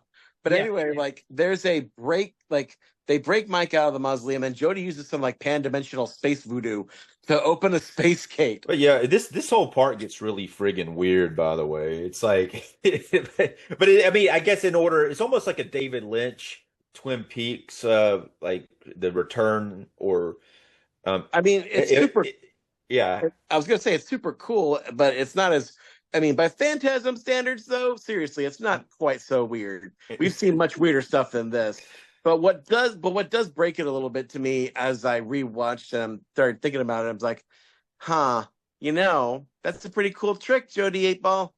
That's to be funny. I don't know why you didn't use that trick earlier when we were wandering around the countryside. Well, I think I know why because the 8 ball actually gets damaged. Yeah. He's been recuperating. I think this is when he's finally. I think that he's finally able to use his powers at this point because before that, it seemed like he was just as they went on, he was getting healed from getting the tall man like what he like flung it across the room and messed it up. He actually turned it red at one point. Yeah. Yeah. That's how I see it too. The Jody Huh. Sphere was more or less recuperating. Couldn't communicate with much of anybody until that sequence there when he was able to communicate with the Reggie character to go and save Mike. Which I think is fine because then you don't see any of that till the 2/3 of the way in the movie. And they're not doing that shit early on in the movie because we like the road trip aspect Yeah. for everything that gets us to there. Yeah. Well, yeah. I mean, I was just saying for narrative purposes that we have an explanation for why it doesn't happen earlier too, because he's injured. Yeah. Okay, well, I'll take that. So anyway, he's got the tall man coming after them, and the tall man's face and hands come through the space gate, which we've never seen him do that. And he's like, "Oh, there you are at the campsite," and tries to grab Mike and Reggie.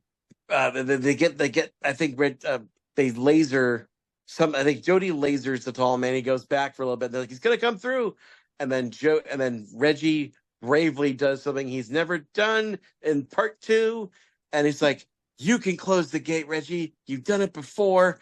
Cut to some scenes from the first movie where he closes the space gate with his hands and the inner vibration of his power as a musician, I guess. Yeah. Apparently, And only he can do it. only he can do it. Yeah.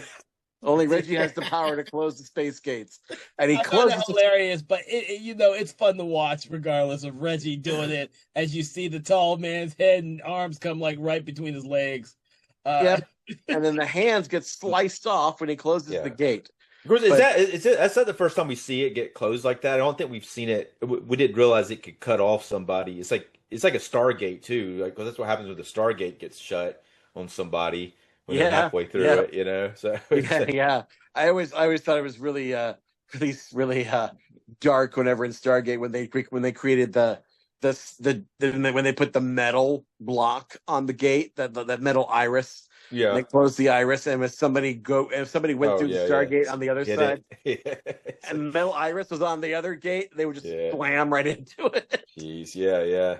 Uh, that's so gross to even think about. But anyway, like they got, but the hands just kind of crumble and become like little little not shells, but like an exoskin, like kind of the exoskin that was left over from the face hugger in the first Yeah. Alien movie. Yeah, it almost reminds me of like a snake skin, the Yeah. way that they look, like but they look like hands. Yeah, They're- and then of course out Yeah. comes some two creatures. We already established that the tall man's appendages can turn into little creatures. And this is no different, folks. We get not one but two little creatures, whom I shall call Freddy the Finger Monster 1 and 2. So Freddy the Finger Monster 1 just comes out of a backpack, and he's got these cute little jaws and these cute little fangs, these cute little mandibles, and just attacks people.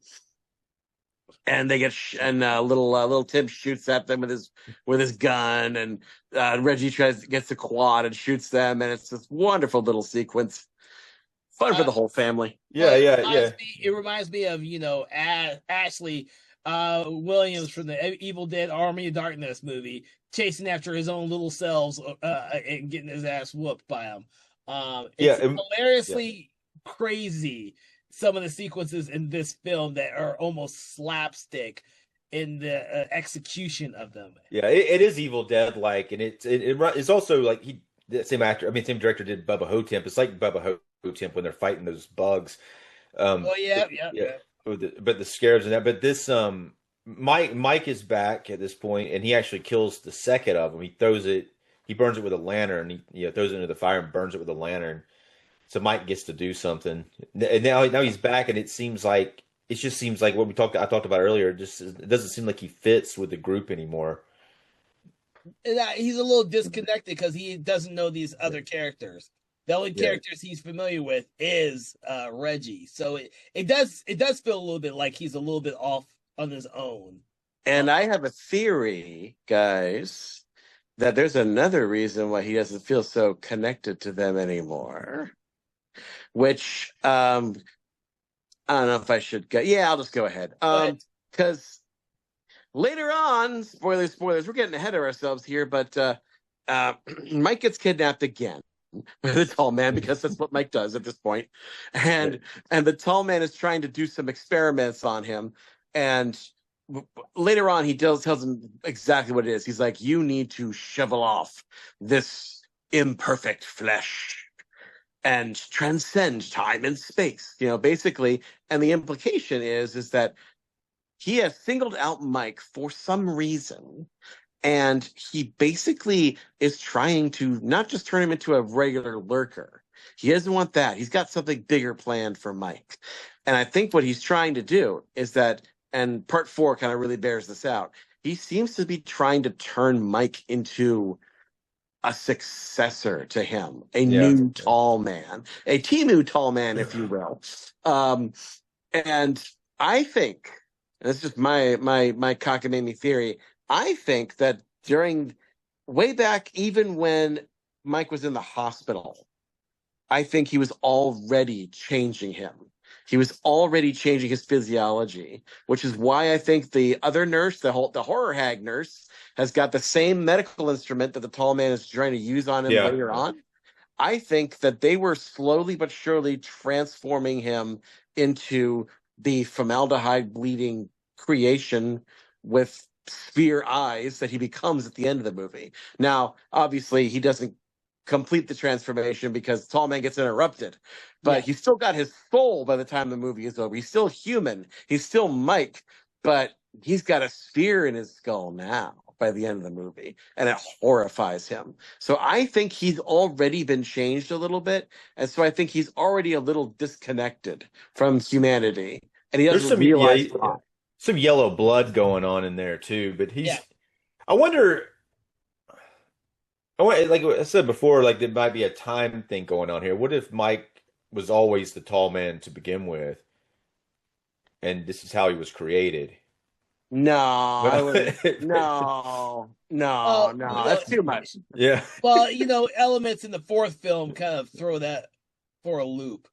Yeah, it was just an idea. I, mean, I hadn't seen, I hadn't seen the fourth one all the way through, and Oh, I've that's right. seen You part. haven't seen it. I've seen part of the fifth one too, so I'm just kind of speculating.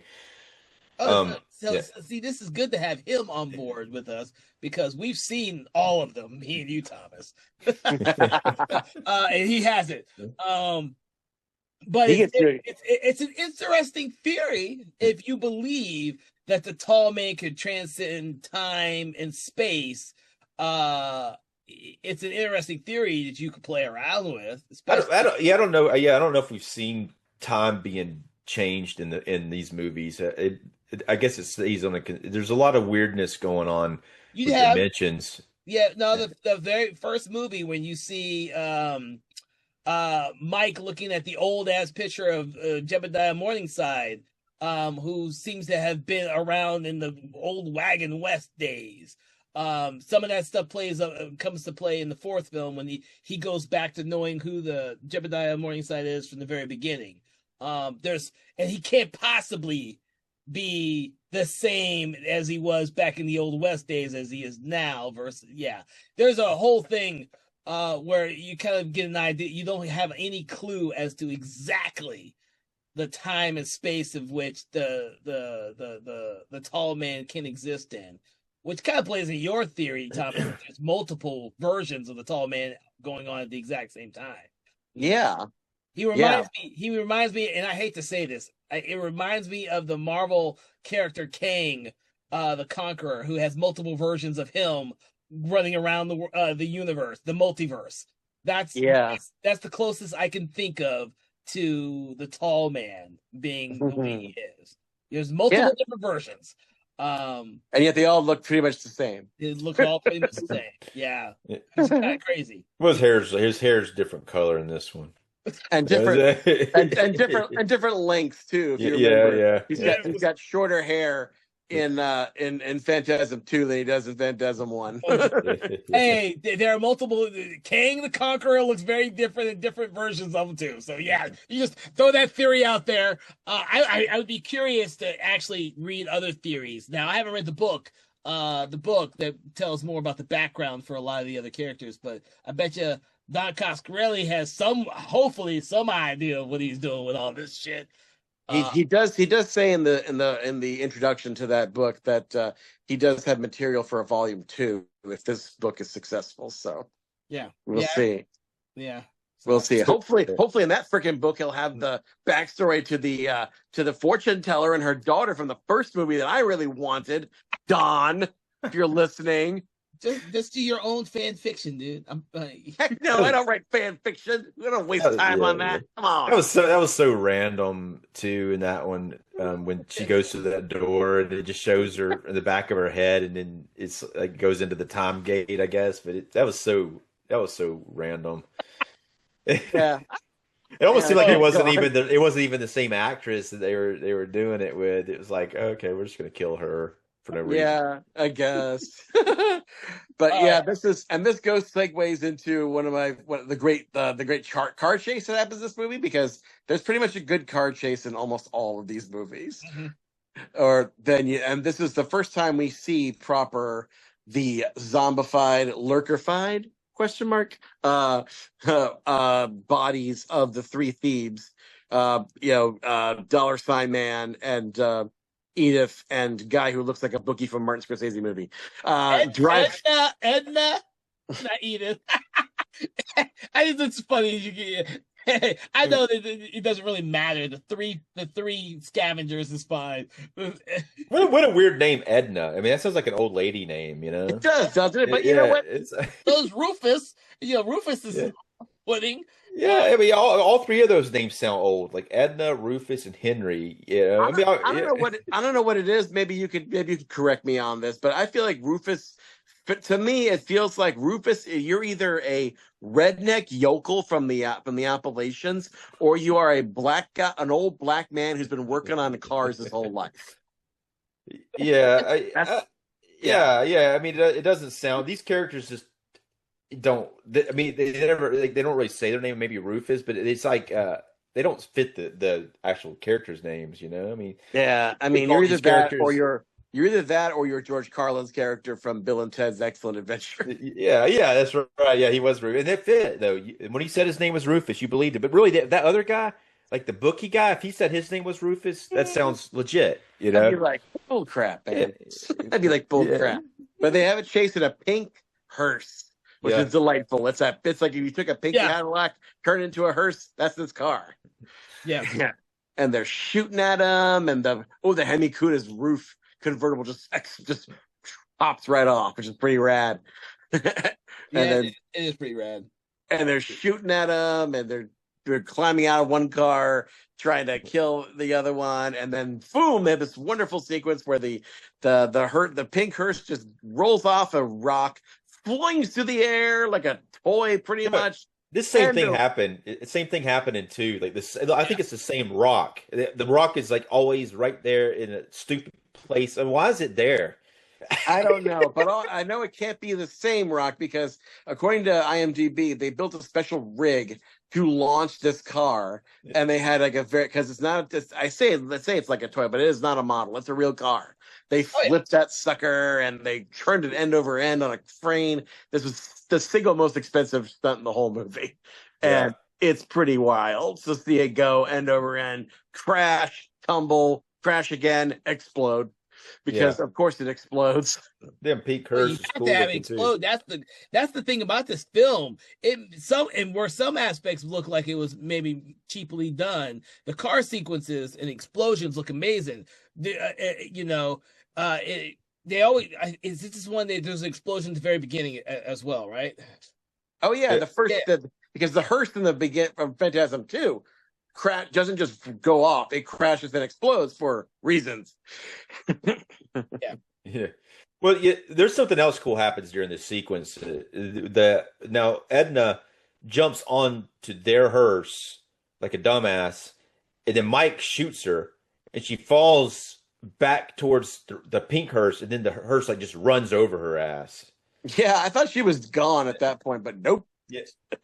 Yeah, no, she comes back again. I mean, I feel like they're never going to stop coming back, even after the end of this. Why do they assume they're not going to come back again? You know, it's like I don't know. I think it's because again, we're getting a little ahead of ourselves here, but I feel like when they appear again in the mortuary, little Timmy the world's most lethal boy shoots one of them straight in between the eyes.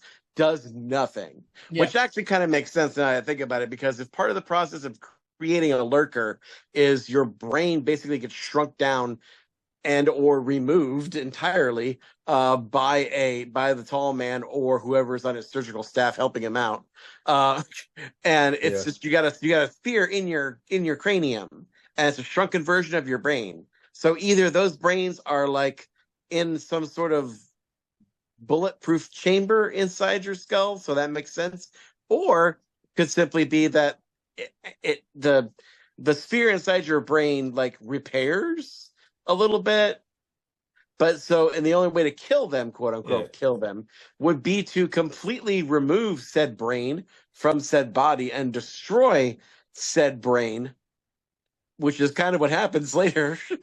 I mean, yeah, but her getting run over like that and exploded, but she comes back anyway. But it's little. It feels like their bodies are completely indestructible. They may take a little damage, but they're indestructible because, to be honest with you, the crash and what happens to her, the bodies themselves should have been gone beyond belief, but they keep coming back. So there is a supernatural element to these lurkers that you may not be thinking about when you're originally watching the film, because these zombies do different things than your typical George Romero zombie. So there's a much wider variety of them too. It's not just a zombie though. They're more. It's like maybe a ghoul mixed with a zombie, but it's a little different because they're more high functioning than a zombie. Yeah. Well, they're more like a Deadite in that regard, except that they don't have except they don't have as many powers as a Deadite, because Deadite's got tons of powers. Right. Yeah, I think about a deadite. That The is a good next, reference. That's exactly the yeah. next, which is brings into the last 30 minutes. Yeah, yeah, something like that. Demon in a way, but these aren't demons. These are manufactured with a human body. But it's not really. It's kind of a zombie, but it's not really a zombie. It's something else. They're much more But like the zombies than those. last part of the film, U.S. I mean, they're much more like zombies than those daggum zombie Jawas. So it makes more sense for us. I like to call him that Yeah, simply, yeah. simply because, I mean, they look more like the typical one. Also, it makes the zombie fans out there want to see this movie more. Yep, When you yep. get your kicks that way. Well, yeah, I will definitely say that if you're going to go Yeah. into, if you're a zombie fan, you're wanting to see different types of zombies.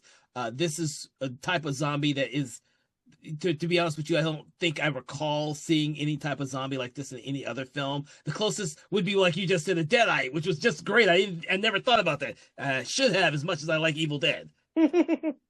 Yeah, there's a lot of. I mean, Oh, we already talked the about. zombies yeah. I'm sorry, you were saying. No, it's in Return of the Living Dead 2 and 3 are kind of, especially Return of the Living Dead 3 kind of could be a little bit like this, the way that you can't kill them and they just keep coming back and they talk too. Yeah. Although I think if you were to completely shove one of these things into a cremation oven, you Yeah, probably would completely destroy them. Yeah, I mean, it probably just like you're saying, just taking the ball out of their head and destroying the brain inside of the ball is gonna kill them, I would think, because that brain's what's Probably. making them work. Yeah, assuming you could remove those things and they didn't just start flying around like the tall man sphere apparently does later on in this movie. Um, No, it'd be very dangerous to take the spear out of them, out of their head. It's going to probably be worse for you at that point, because because you don't know what sort of accessories those balls have. yeah, Because you got no, because of yeah, this because this movie also introduces some new ball accessories. yes. Because Phantasm 2 had the deadly laser beam ball sphere. They had a buzzsaw ball sphere. They have this one. You get the security eyeball sphere, where just yeah. a little eyeball on a stalk just kind of is the eyes and ears of the tall man, really. And then this Kind one, of reminded, yeah, that reminded me of like Flight of the Navigator, the way that the Navigator looked in that film is. yeah, it's what it reminded me of too. Although I think maybe Coscarelli, who's clearly such a Star Wars fan, he was probably making a homage to that little eye-stalked robot droid thing that's in Jabba's palace in Return of the Jedi. Yeah, well, there's even like the eye on the front of the palace when they go in there that it opens up, and with the talk, they let them in. It's like that's really like the original Ring doorbell for the palace, but but it was an eye like that though. Yeah, Uh, yeah, yeah. I think that's what it is. Oh, I also love how during this whole fight between these three zombie thieves and Rocky and Reggie and Tim, the all-star team, um, poor Reggie gets cornered by the girl zombie thief, and she's trying to eat him? Question mark. But then Rocky comes in and she's like, as much as she doesn't like Reggie, she's like, "Hey, get your hands off my boy."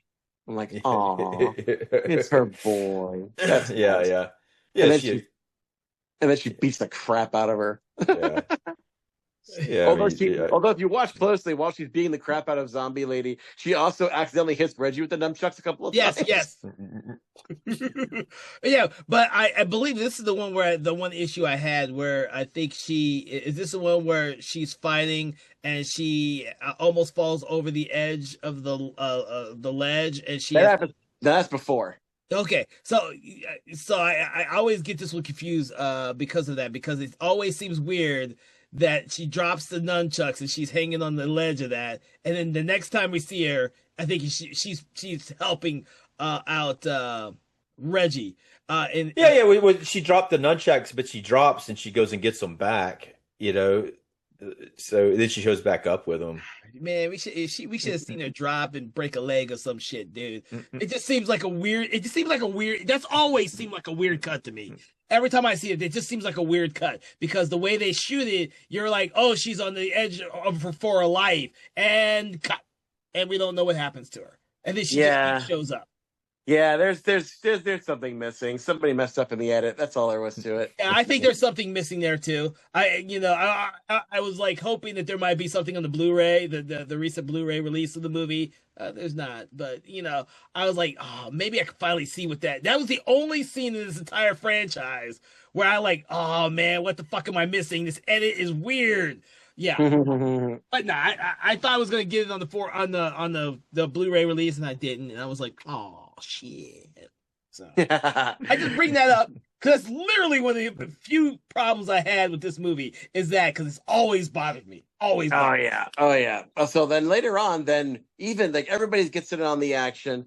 They're all fighting each other. They can't. The bad guys can't die, but they start disposing of them in horribly wonderful ways. Even little 8-ball Jody gets in on the action by first he frees Tim, who gets restrained by the tall man with his little tool with a little buzzsaw on it, cuts his restraints, and then he starts flying around and gets out his little blades and sticks himself into the head of Dollar Necklace guy, and then spins his head around like a screw top and rips it off. Yeah, that's pretty cool. Which is awesome. Because it's like his neck's already jacked up from when I come through the frisbee earlier. That's what killed him to begin with, Makes perfect sense. Yeah. And then Reggie sneaks up behind freaking Rufus, quote unquote, or Bookie, and he has a kill line that doesn't quite land, but I'll say it anyway. He says, if you can keep your head when all about you are losing theirs, boom. Yeah. I feel like that can be improved, don't you think, guys? I feel like that can be improved. It's from a poem by, was it Rudyard Kipling? Is it? Yeah. It's the first line of the poem. If you can keep your head when all those about you are losing theirs, that's where it comes from anyway. Oh, interesting. Yeah. Huh. We got poetry here, guys. Yeah. Poetry. It's a little heavy-handed though in that part. It is, and I'm not sure if I would buy Reggie's a Rudyard Kipling fan. I don't know if that.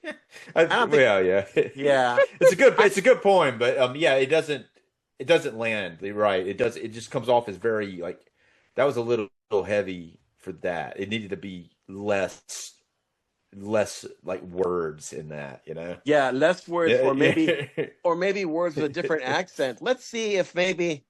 Hello, Mr. Schwarzenegger. Oh, we ready for Schwarzenegger? I think Arnold can help us. Arnold says he can help us. Let's see what he can do to spruce this up. So here we go, ladies and gentlemen. Hello. I'm here to give you my Schwarzenegger alternators for this kill line, which clearly needs some sprucing up here. So I'm going to give you 3 alternate versions of this line that's Reggie. If I were playing this character, this is how it would go. Okay, I got you 3 of these. Here we go. Number 1. But when Reggie blows off that last lurker in Phantasm 3, here we go. Number 1. No, wait. I'm going to go in reverse order. Number 3. Looks like you're running out of friends. I've got 4 right here. Because the quad shotgun, he's got 4, but he's also got 4 friends. Yeah, it works on 2 levels. Number 2. Hey, it's a dead man's party. Who could ask for anything more? It's an Oingo Boingo reference. It's a dead man's party. Yeah, I know that one. Okay, good. I'm sorry. I wasn't looking at your face. Elfman. I know that. I wasn't looking at your face. I was looking at James' confused face. Well, I wasn't confused by what it was. I was just like, it's still a little long. It needs to be shorter. All right. Well, then, number 1. If you can keep your head while others are losing theirs, you still lose. Thank you, Mr. Schwarzenegger. You've been very helpful. Thank you very much. Thank you. All right. Yeah, it's a little bit of an improvement. He said a little bit of improvement. It's good though. Yeah, you need to bring Schwarzenegger in. Apparently, I really do like, now that I'm looking at it, I really do like number 3. Looks like you're running out of friends. I've got 4 right here. No, Boom. I like that one too. yeah. No, that one does work. I think when you were saying it, I wasn't remembering that he used the shotgun to kill him at that point. So I mean, it actually works pretty good. It's the quad, man. The Yeah, quad gun. It's yeah. got 4 barrels of awesomeness.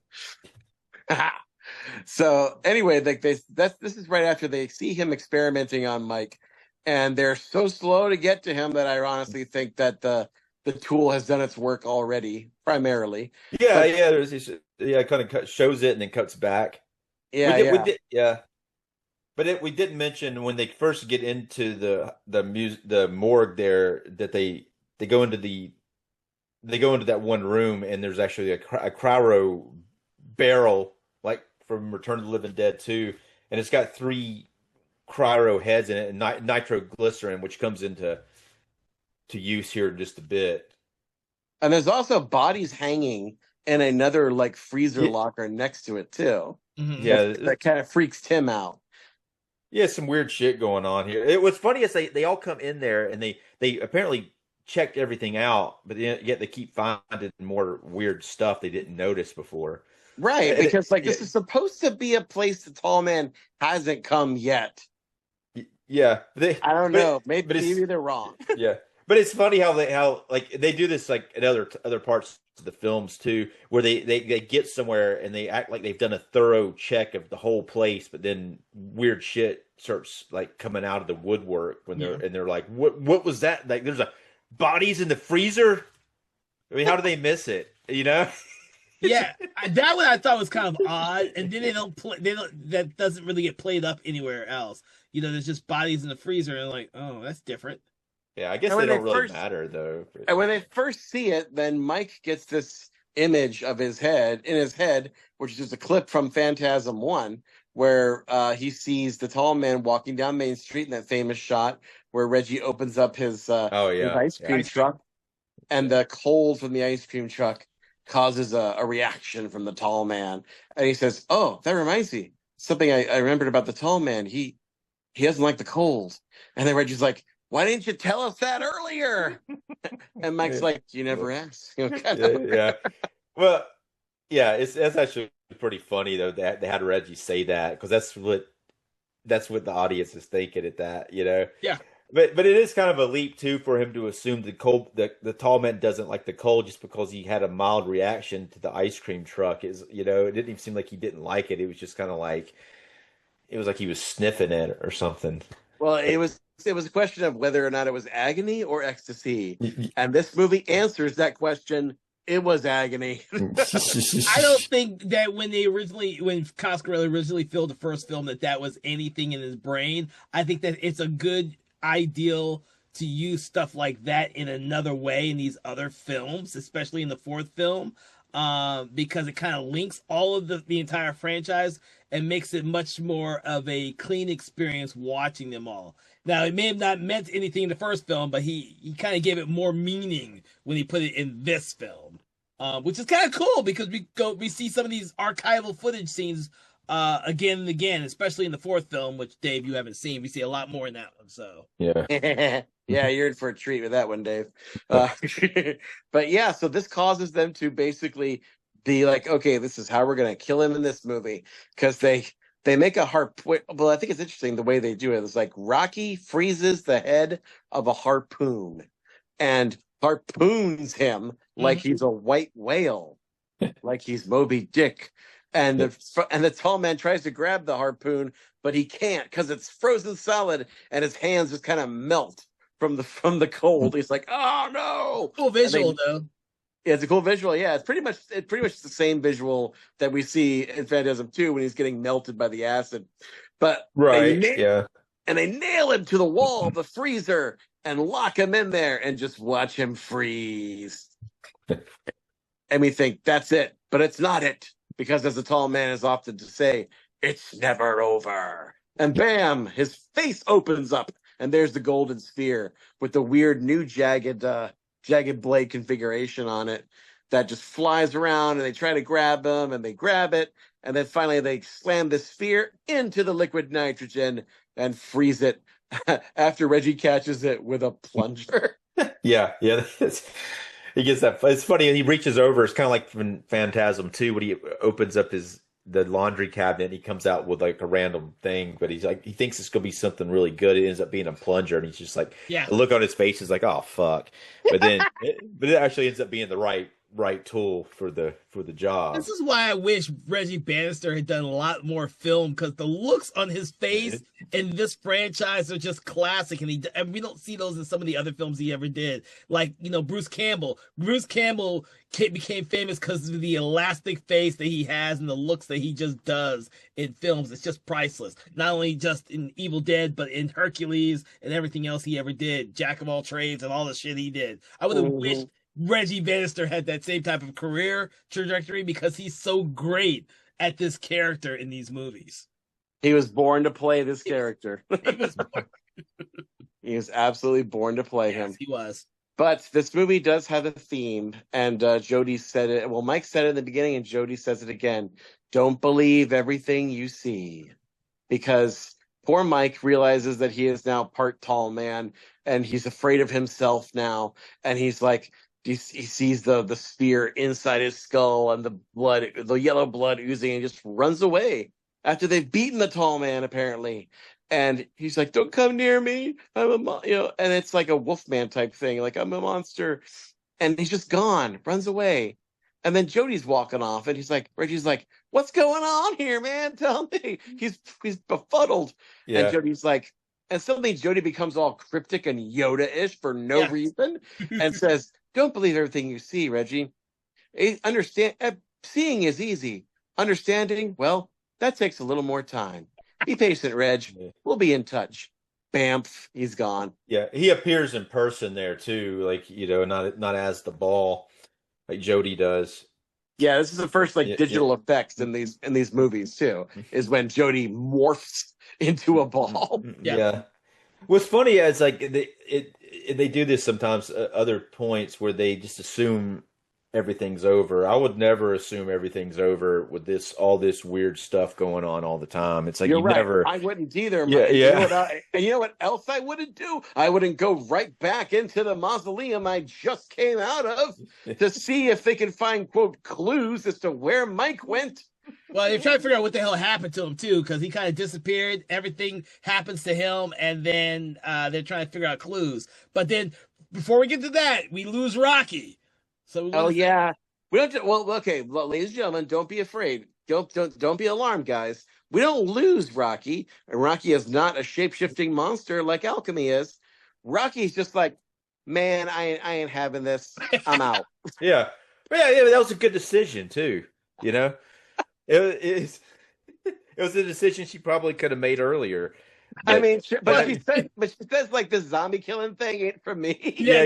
That's the thing. She said the zombie killing thing ain't for her. You like her original intention was to find out who'd go after the tall man who had something to do with the death of her family members, what she was looking for, and the death of, now I know, her girlfriend. Yeah, she wants a little bit. And I think Reggie actually says you can get a little payback. At some point, yeah. So that's what it starts off with, until she starts seeing fucking zombie people showing up and fighting their asses, and they don't want to die. Yeah. Well, it gets to the point when you're like, you're trying to get revenge, and then you're like, is it really worth it anymore? It depends on your movie, dude. Yeah. There's a series called Death Wish, where the whole point is to get cursed. But then you have like people that you're going after to kill at that point. But here it's like, what are you trying to kill? What is it exactly? And it keeps changing. The flag keeps moving. It's like here's the tall man. You killed him, but guess what? He's back. It's like the goalpost just keeps moving into him. And so, but Reggie, on the other hand, his mission is to try to save Mike, but they're also in a bigger mission, perhaps, which is to stop an apocalypse from happening, which they probably aren't really equipped to do. No, they are not. But that is precisely part of the reason why I love this franchise.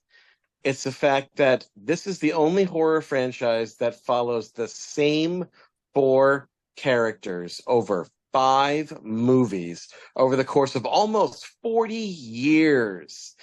And it's just one continuous story that never reboots.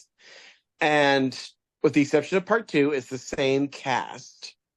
And Reggie will continue to fight even when it seems hopeless.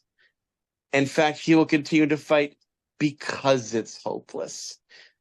And we'll get into this more in four, because I feel like that is most beautifully rendered in part four, probably. In five, they take it into a whole other degree. I think it really crystallized for me in five. But I think we get a little bit of that here, although he does seem to be he just seems to be a little hopeless when he's pinned against the wall by a million spheres that are just hanging out on the roof. Now they are established in with Mike's type of. He goes into like a flashback with the tall man, and he sees all these spears up on the ceiling. There's like thousands of them up there. Yeah, and they are not digital effects, folks. Those are practical. Yeah. And they've got him pinned against the wall, and poor Tim sees this happening, and Reggie's like, "Get out of here, Tim! It's over!" And then all of a sudden, pops in the tall man 3.0. Yeah, and he's like, "It's never over." And of course, something pops out of a plate glass window that probably wasn't even there before, and grabs poor Tim, and bam, credits. Yeah, just like first film. First two films, really. Yeah. That's the way. I guess I assume that's the way they always end. Is that? But this, the mirror isn't there before. It's like a different shot, and it cuts to like a different angle on Tim, and it's like there it is. It's like a portal window. Here, it's not a mirror like the first one. It's a window like the second one. I think we're supposed to believe that it is the storage area where the bodies were earlier, but no, the geography doesn't work out. But that's the one thing I don't like, actually. It's the only thing I don't like is the ending to this movie. It feels a little cheap, and it feels a little rushed, and it feels like Don Croskelly was running out of ideas, which he kind of was. He said as much. He originally wanted this movie to end with them taking the tall man's frozen sphere to Alaska in the middle of winter. Right. And they were going to bury him in a glacier. I read that, yeah. Yeah, and they were going to put a tombstone over saying, "Here lies the tall man, R.I.P." Yeah. And as they were walking away, off into the sunset, Reggie will turn to Mike and say, now all we have to do, and Tim is like, now all we got to worry about is global warming. Yeah. That seemed like that was just a joke, dude. They said that they shot it. I don't know, but I don't like that. I don't like that shit. No, that seems like a joke. That does not seem like a natural progression from the story of this one. It's funny. It's funny though. Yeah, it seems like a joke. I think the ending. I actually like the ending. I thought it matched the other films. I don't like the fact that Tim gets pulled into the mirror, and that's the last time we see him. Yeah, that's what I really don't like. Yeah, but I'd like it. I like it because that's the way that I think they all should end that way. I hope the other two do. You know. I will say nothing. I will say that it probably ended that way because by this third film, Coscarelli, and this is just a theory, he probably could not rely on getting back. Number one, he couldn't rely that he would actually be able to make a fourth film, number one. Then number two is that even if he did make a fourth film, he probably couldn't rely on getting back the same actors to come back. And this is the easy way to write a character out, just like he did in the previous film with Liz. Well, the issue with this actor playing Tim is he's older. He's going to be a lot older, probably. Yeah. Like the same thing happened with Mike while they were shooting the first film. You know, he became older, and then they had to kind of try to shoot around it. Happened in National Lampoon's Vacation too with Anthony Michael Hall. They had to do a reshoot, and when they came back, he did a growth spurt, and it was like a problem. Yeah. They had to kind of hide it. So it's easy. I mean, it's the same way with why he gets rid of, in my opinion, why he gets rid of Rocky. Rocky leaves them, and then he gets rid of Tim that way. It's easy to write those characters out because they're not really the main characters. And he can just create new characters for another story if he got the new story. I don't think he really had a story after this one, but he definitely had one for the next film because he tried for years to get his version of that film made, and he had to make a truncated version, which was part 4. So I mean, it does put him in a good place to start on the next one. You know, just like he did on the first and the second one. It does put him in a good position to have a 6-minute opening sequence that takes place after that. You know. yeah. Yeah, I feel like this one, upon the rewatch, it used to be like my favorite of the sequels. I had so much fun watching this originally, but having rewatched it, I feel like I feel like it doesn't stand on its own as much as the SS2 does, and I feel like it really needs to go straight into 4. I feel like 4 kind of gives this one a little bit more emotional pathos in the end. And I can't explain it any more than that, really. I feel like this one feels. I guess I can say this. This one this time around, 3 felt like it ended too abruptly. I kind of wanted it to go on a little more, and I wanted to see more Rocky, but I know I wasn't going to get that until way later. But like, I wish they had kind of done. I think I talked about this in Phantasm 2. Is like the part of the first half of Phantasm 2, where it's just Mike and Reggie going from town to town, feels almost like a compressed pilot for a TV series of Phantasm. Yeah, Which yeah. I feel like this should have been that in a weird way. I feel like they should have had TV series where it was just Reggie and Rocky and Tim going around trying to find Mike and going from town to town, fighting the tall man and his minions for like. They could have done that in syndication for like UPN or something. It wouldn't have been as gory, but they would still have pushed the envelope somehow, you know? I mean, come on, look at what they were doing back in the 80s with the War of the Worlds series. That was graphic and disgusting for its time. They could have done something like that with a Phantasm series. But, you know, we just have to think of it in our brains and make our own little fan fiction. Because, I mean, not the problem. It's a feature. It's not a bug. But there's so many years between some of these movies. Although it does seem like this movie and 2 feel almost like they're the same year. It almost feels like it takes place over like 2 years at the most. But between like 3 and 4, and definitely between 4 and 5, there's a huge time gap.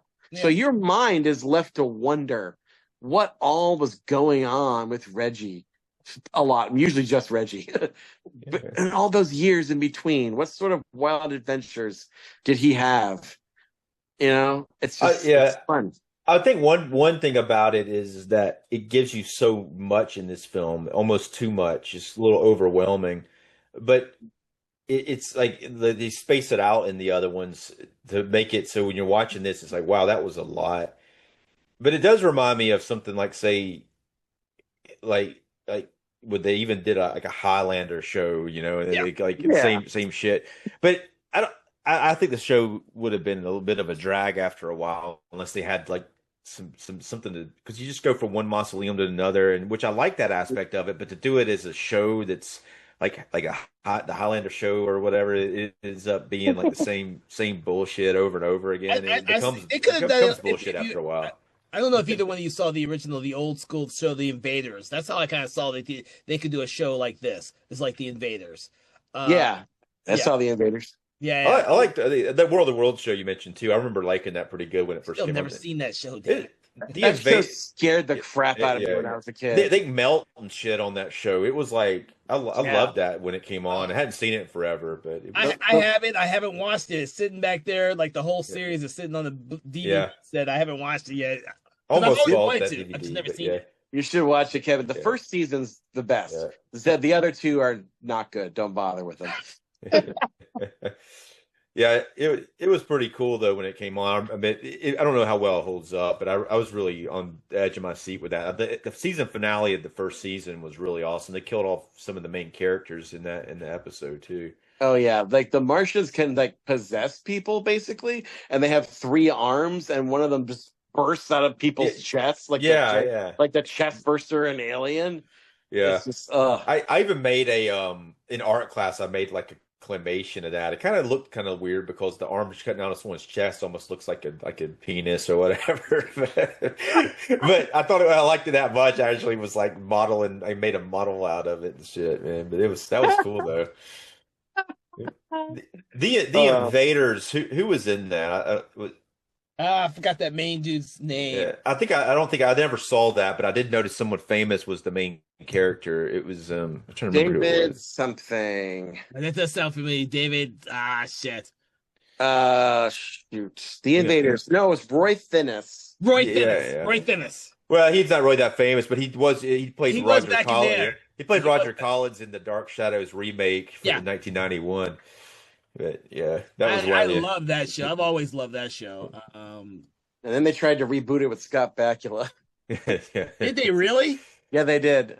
I saw the pilot. It was not good. I like Scott Bakula though. Why? But I don't. Oh my god! I'm sure it's on Tubi. I'll go find it on Tubi. Yeah. Fucking Tubi. But yeah, I mean, Dave, it's going to be real interesting to see your reaction or hear your reaction about Part 4, Oblivion. And there was 4 years between this film and that film, so and we all know that Coscarelli had like this film felt like Coscarelli was building up to like his final film, and then of course we all know that he had a script for a final film, but he couldn't get the budget for it, so he had to pare it down a lot, from what I've been told, and that's what we got with Oblivion, which kind of feels like a weird little like side film since it doesn't end the franchise there.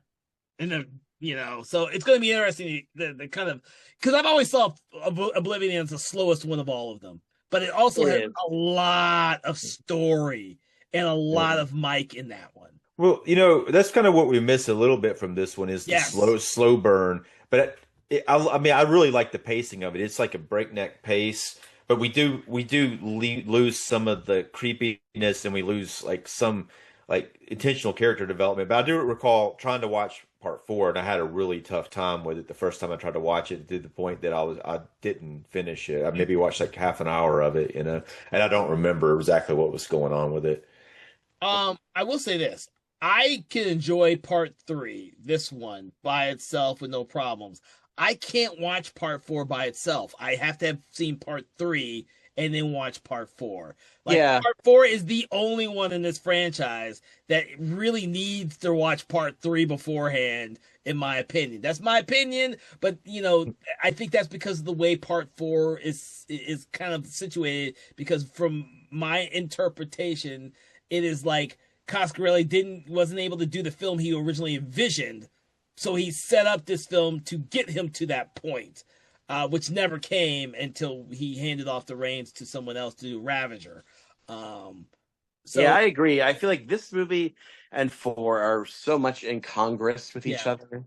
Although, and also, let's face it, Part 4 is also in a very interesting way in Congress with Part 1.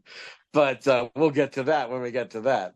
But I feel like, as much as I do enjoy the bonkersness of this movie and how much more it adds and all the wonderful side characters that have become part of Phantasm lore, I feel like I don't know. So I need to pump in the 4th one and start it right as soon as possible.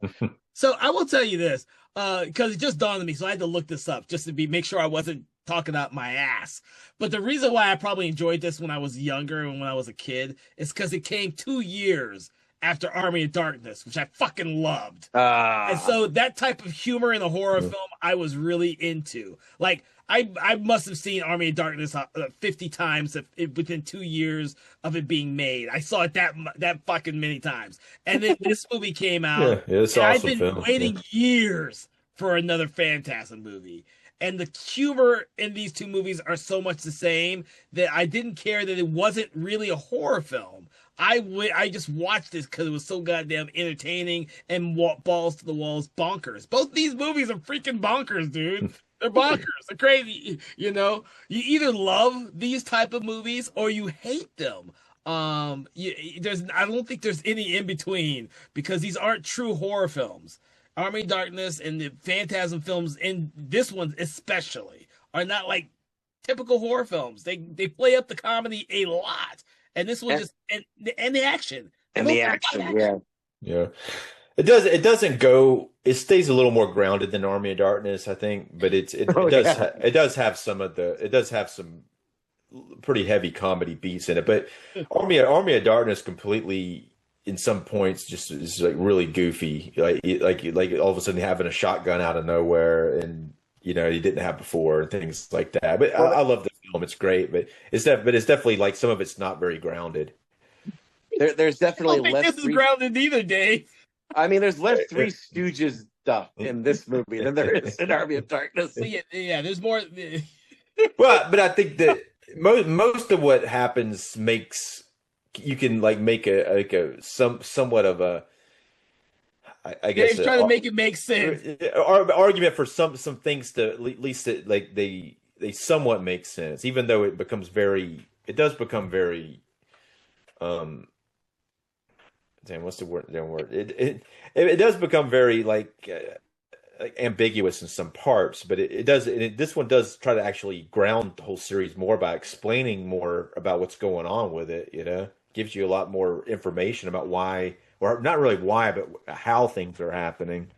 There you go. Yeah, that's what it is. It's like Coscarelli's giving you the how and not any of the why. We're as clueless as to the why as poor Mike is when he's like getting telekinetically moved to the space station. He's like, why? Why do you want me? Tall man has no ants. Tall man doesn't suffer that sort of inquiry. So, okay. So, are there any other thoughts about this film, guys? I don't have any right now because I'm sure we'll talk about them on the next one. Yeah, I say once you watch part 4, you'll probably say, "Oh." He'll be like, I don't know about this, man. Yeah. No matter what happens in the next two, the first two of this franchise, I think, are really some of the best horror films out there. No, I will not disagree with you. I'm still a huge fan. I may not think it's the greatest franchise out there, but there's a lot of great things to be said. And this, like the Evil Dead and Army of Darkness films, are films that because of the way they ended, I was dying waiting for the next film to come out. Like, I was dying waiting for the next film between Oblivion and Ravager in the years. It may have been a decade or two now, because it came out in 98, Oblivion, and I think, Ravager came out like 4 years ago? So, like, 20 freaking years? I think it was 2016 was it Ravager? I can't remember. Let's see who can find it in IMDb first. I'm pretty sure. Yeah, it's gonna be me. Yeah. Ravager came out. Whoops, wrong button. Ravager came out. You're right. 2016. 2016. 18 years, dude. By the way, that's 10 years ago, but it doesn't seem like it. Something happened to Tom ever since 2020. Tom just got really jacked up. I don't think it got a wide release in 2016. I think no, it did not. Yeah, it got it. I think it got it like a year or two later. Yeah, that's when it actually came. Because it had a really, really, really limited release. Same year Angus Scrim passed away as well that year. Yeah. I didn't even see Ravager until just right after COVID. Yeah. It's weird. I actually tried to watch Ravager too. I have a copy of it, but I didn't finish watching that one either for some reason. Well, good, because now you can watch 4 all the way through, and then watch Ravager all the way through right after, and you'll have the entire weight of all that death sitting on your shoulders. Yes. Yeah. Definitely. All right. So, for everyone listening, I want to thank my special guests, Mr. Thomas Tenorella and Dave Watkins, for joining us on this conversation about Phantasm 3, Lord of the Dead. What we do is we love to rate the films. What we do is we rate it between 1 and 5, 1 being poor, 5 being amazing. But what we like to do is pull an object, quote, or saying from the film to attribute to our rating. So Dave, I'm gonna go with you first this time. What is your rating for this film, and what is the object, quote or saying, you're going to attribute to it? So I'm gonna give it like 3.5 of I'm gonna go with the shotgun again because they played with it so much. The 4-barrel shotgun. And by the way, the shotgun is not as sawed off as it was in the second one. It's a little bit longer than before. Oh, Ooh. I don't think Did not notice that. But Yeah, but I say I it, don't think I it, noticed it that. seems like it seems like it works better too generally. But I they wouldn't use it be a lot. surprised. It, I wouldn't be surprised. All the props from the Universal movie, the second one, probably got held up in storage, and they couldn't reuse or use anything from that movie. but yeah, I mean, I give it 3.5 stars. I gave the second one 4 stars. I'd give the first one 4.5. But I like all of them pretty good though. But this one's that like we talked about, it does seem like a little cheaper, but it's a lot more effects in it. Mhm. But they don't seem it doesn't seem as the atmosphere is not quite like it was. But it does kind of become a little cartoony. But it never like lets up on the pacing, and it's when you're watching the film. For me, I mean, I had a lot of fun with it. Every time I've seen this film, I've actually thought it was a lot of fun. Okay. What about you, Mhm. Thomas? Yeah. Well, I said before that I used to think this was the best of all the sequels, but on this rewatch, yeah, I guess like you, Kevin, I started seeing the seams a little bit more. For me, and we didn't really talk about this while we're in it because we were having so much fun. I didn't want to bring the room down any at all. But I feel like the performances, the flatness and stiltedness of some of the acting came out for me a little bit more on this rewatch, especially as much as I love Rocky so much. I Yeah. feel like she's the worst. She's the worst actress in this movie, easily. I'm sorry.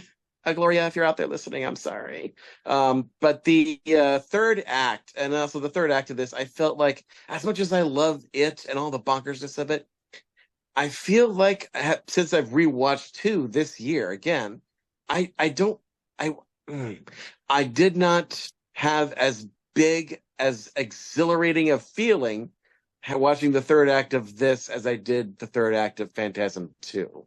Mm. If that makes any sense. I feel like 2's Yeah, third yeah, act yeah. is more exuberant in a weird way. Yeah, Which even though yeah. it's funny because like more happens in this. I think And yet it's the pacing. I think though, because it's this one pacing, this too. one never stops. The other one has some moments where I mean, obviously there's the goofy almost sex scene in this, but most of the time though, this one's like go go go. Where that one had some character beats in it. Yeah. yeah, Yeah, yeah. I think that's exactly the problem with the film. Like I said, I used to have a lot of fun with this film, but rewatching it, you're right. I did pick out some little things. Because I was going to give it 3.5. Dead dwarf zombies falling out of a tree. Um, Thomas never rated it, by the way. No, I didn't. Thank you, Kevin, But for showing your cards, so I know not to But that's use good. those. So you're not going to use mine this time. You're not. No, gonna, I won't. he got you. You're definitely going to use that shit too. No, instead, no. I was just going to say that. I was just saying that. But one good thing this has over on is that it's not just a retread of part 2. no. So it does do its own thing, and I love how Mike's journey into a Timu tall man makes this stand out, and those 3 crazy zombies, and also Rocky and her nunchucks. So I'm gonna give this movie 4 nunchucks out of 5. Okay. You could have picked Rocky's nipples too, though. Yeah, no, Yeah. Dave, I'm not like you. I'm not like you in that regard. I'm just saying I didn't say I didn't pick her nipples. I'm just saying you could have. It was another option. He says you should have picked it. You could have been like, I could have picked Rocky's nipples, but what I want to use. She has 4 nipples. Yeah, I'm gonna give it 4 Rocky nipples. That's what.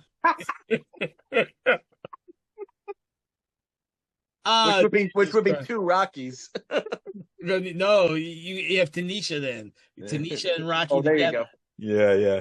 I think her name was Anita, actually. I just have it written out as Tanisha from the credits, dude. I thought it was Anita, but No, it's Tanisha.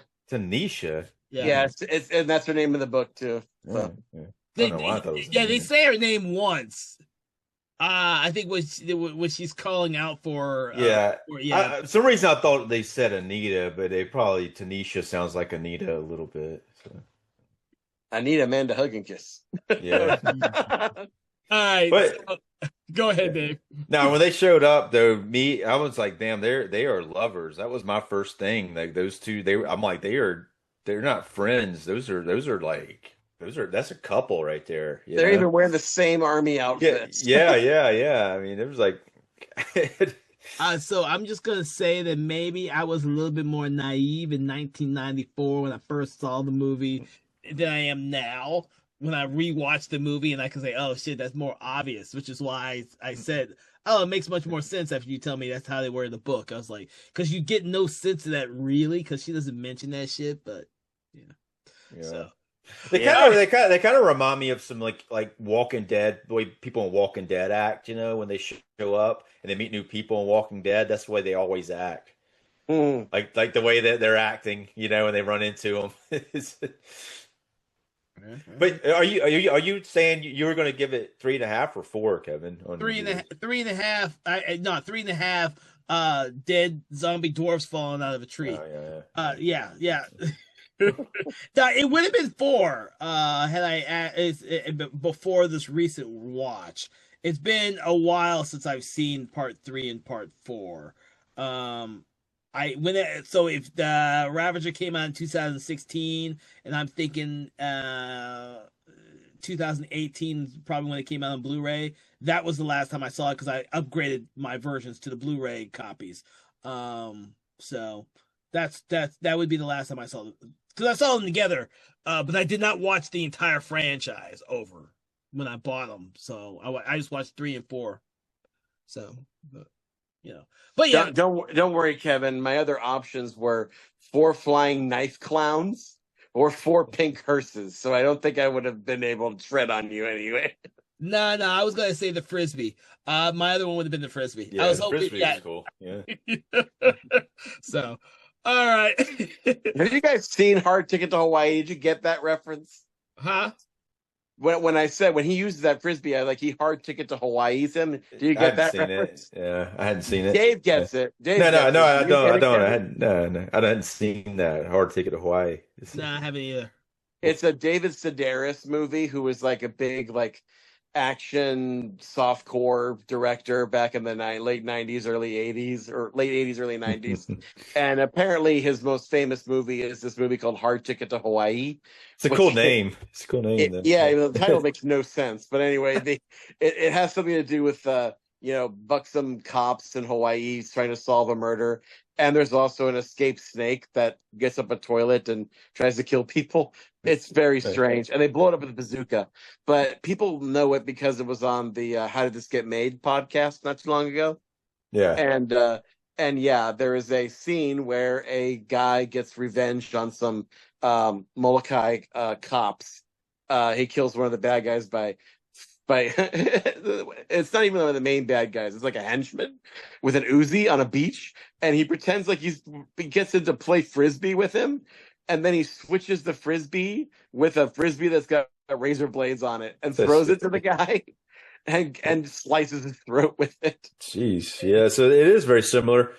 Yeah. It's 1987 Hard Ticket to Hawaii, so they came out before this. Yeah, I think Coscarelli probably liked that movie. Yeah. No, because everybody's thinking about that, dude. Frisbees with razor blades in them. Everybody's got that idea, dude. Everybody. At first I thought maybe. Well, at first I thought maybe he was ripping off that famous scene in Road Warrior where they were. But then I realized, wait a minute, that wasn't a frisbee. When the feral kid throws the thing and it cuts off that one guy's fingertips. No, that was a boomerang. That was a bladed boomerang. So I was like, oh, okay. It wasn't that. Huh. Well, it could have been that. I mean, it's just a little adjustment, Turn the frisbee pink and nobody will know. Well, if I ever see Don Coscarelli at a Dragon Con or a Horror Con or something, that is the first thing I will burn my one chance to ask Yeah. Coscarelli Oh, anything. he's gonna love it when you say, where did you rip off the frisbee from Phantasm 3? Well, yeah. Oh Jesus! Let's not get into that too much. We still got 2 more movies to go with Coscarelli, at least right now. With that, I do hope that everyone who's listening had a fun time listening to us talk about Phantasm 3: Lord of the Dead. I almost forgot what the Lord title. of the Rings. Lord of the Phantasm 3, Lord of the Rings. Please make sure to check out the other episodes on the other films in this franchise that are all being released today. Don't forget, this is our franchise month, so we are highlighting some amazing franchises this month. Check out those episodes. You're going to have a blast this month during August, checking out all these great episodes on different franchises. Please make sure to like, follow, share, subscribe. Do that thing you do with your favorite podcast or your favorite podcast apps, Spotify and YouTube. And don't forget to also check out our companion series, Conversations in Hammer Studio Horrors, which is released every first and third Friday of the month. From all of us here at Something Wicked Entertainment, we want to wish you a pleasant visit to the mortuary.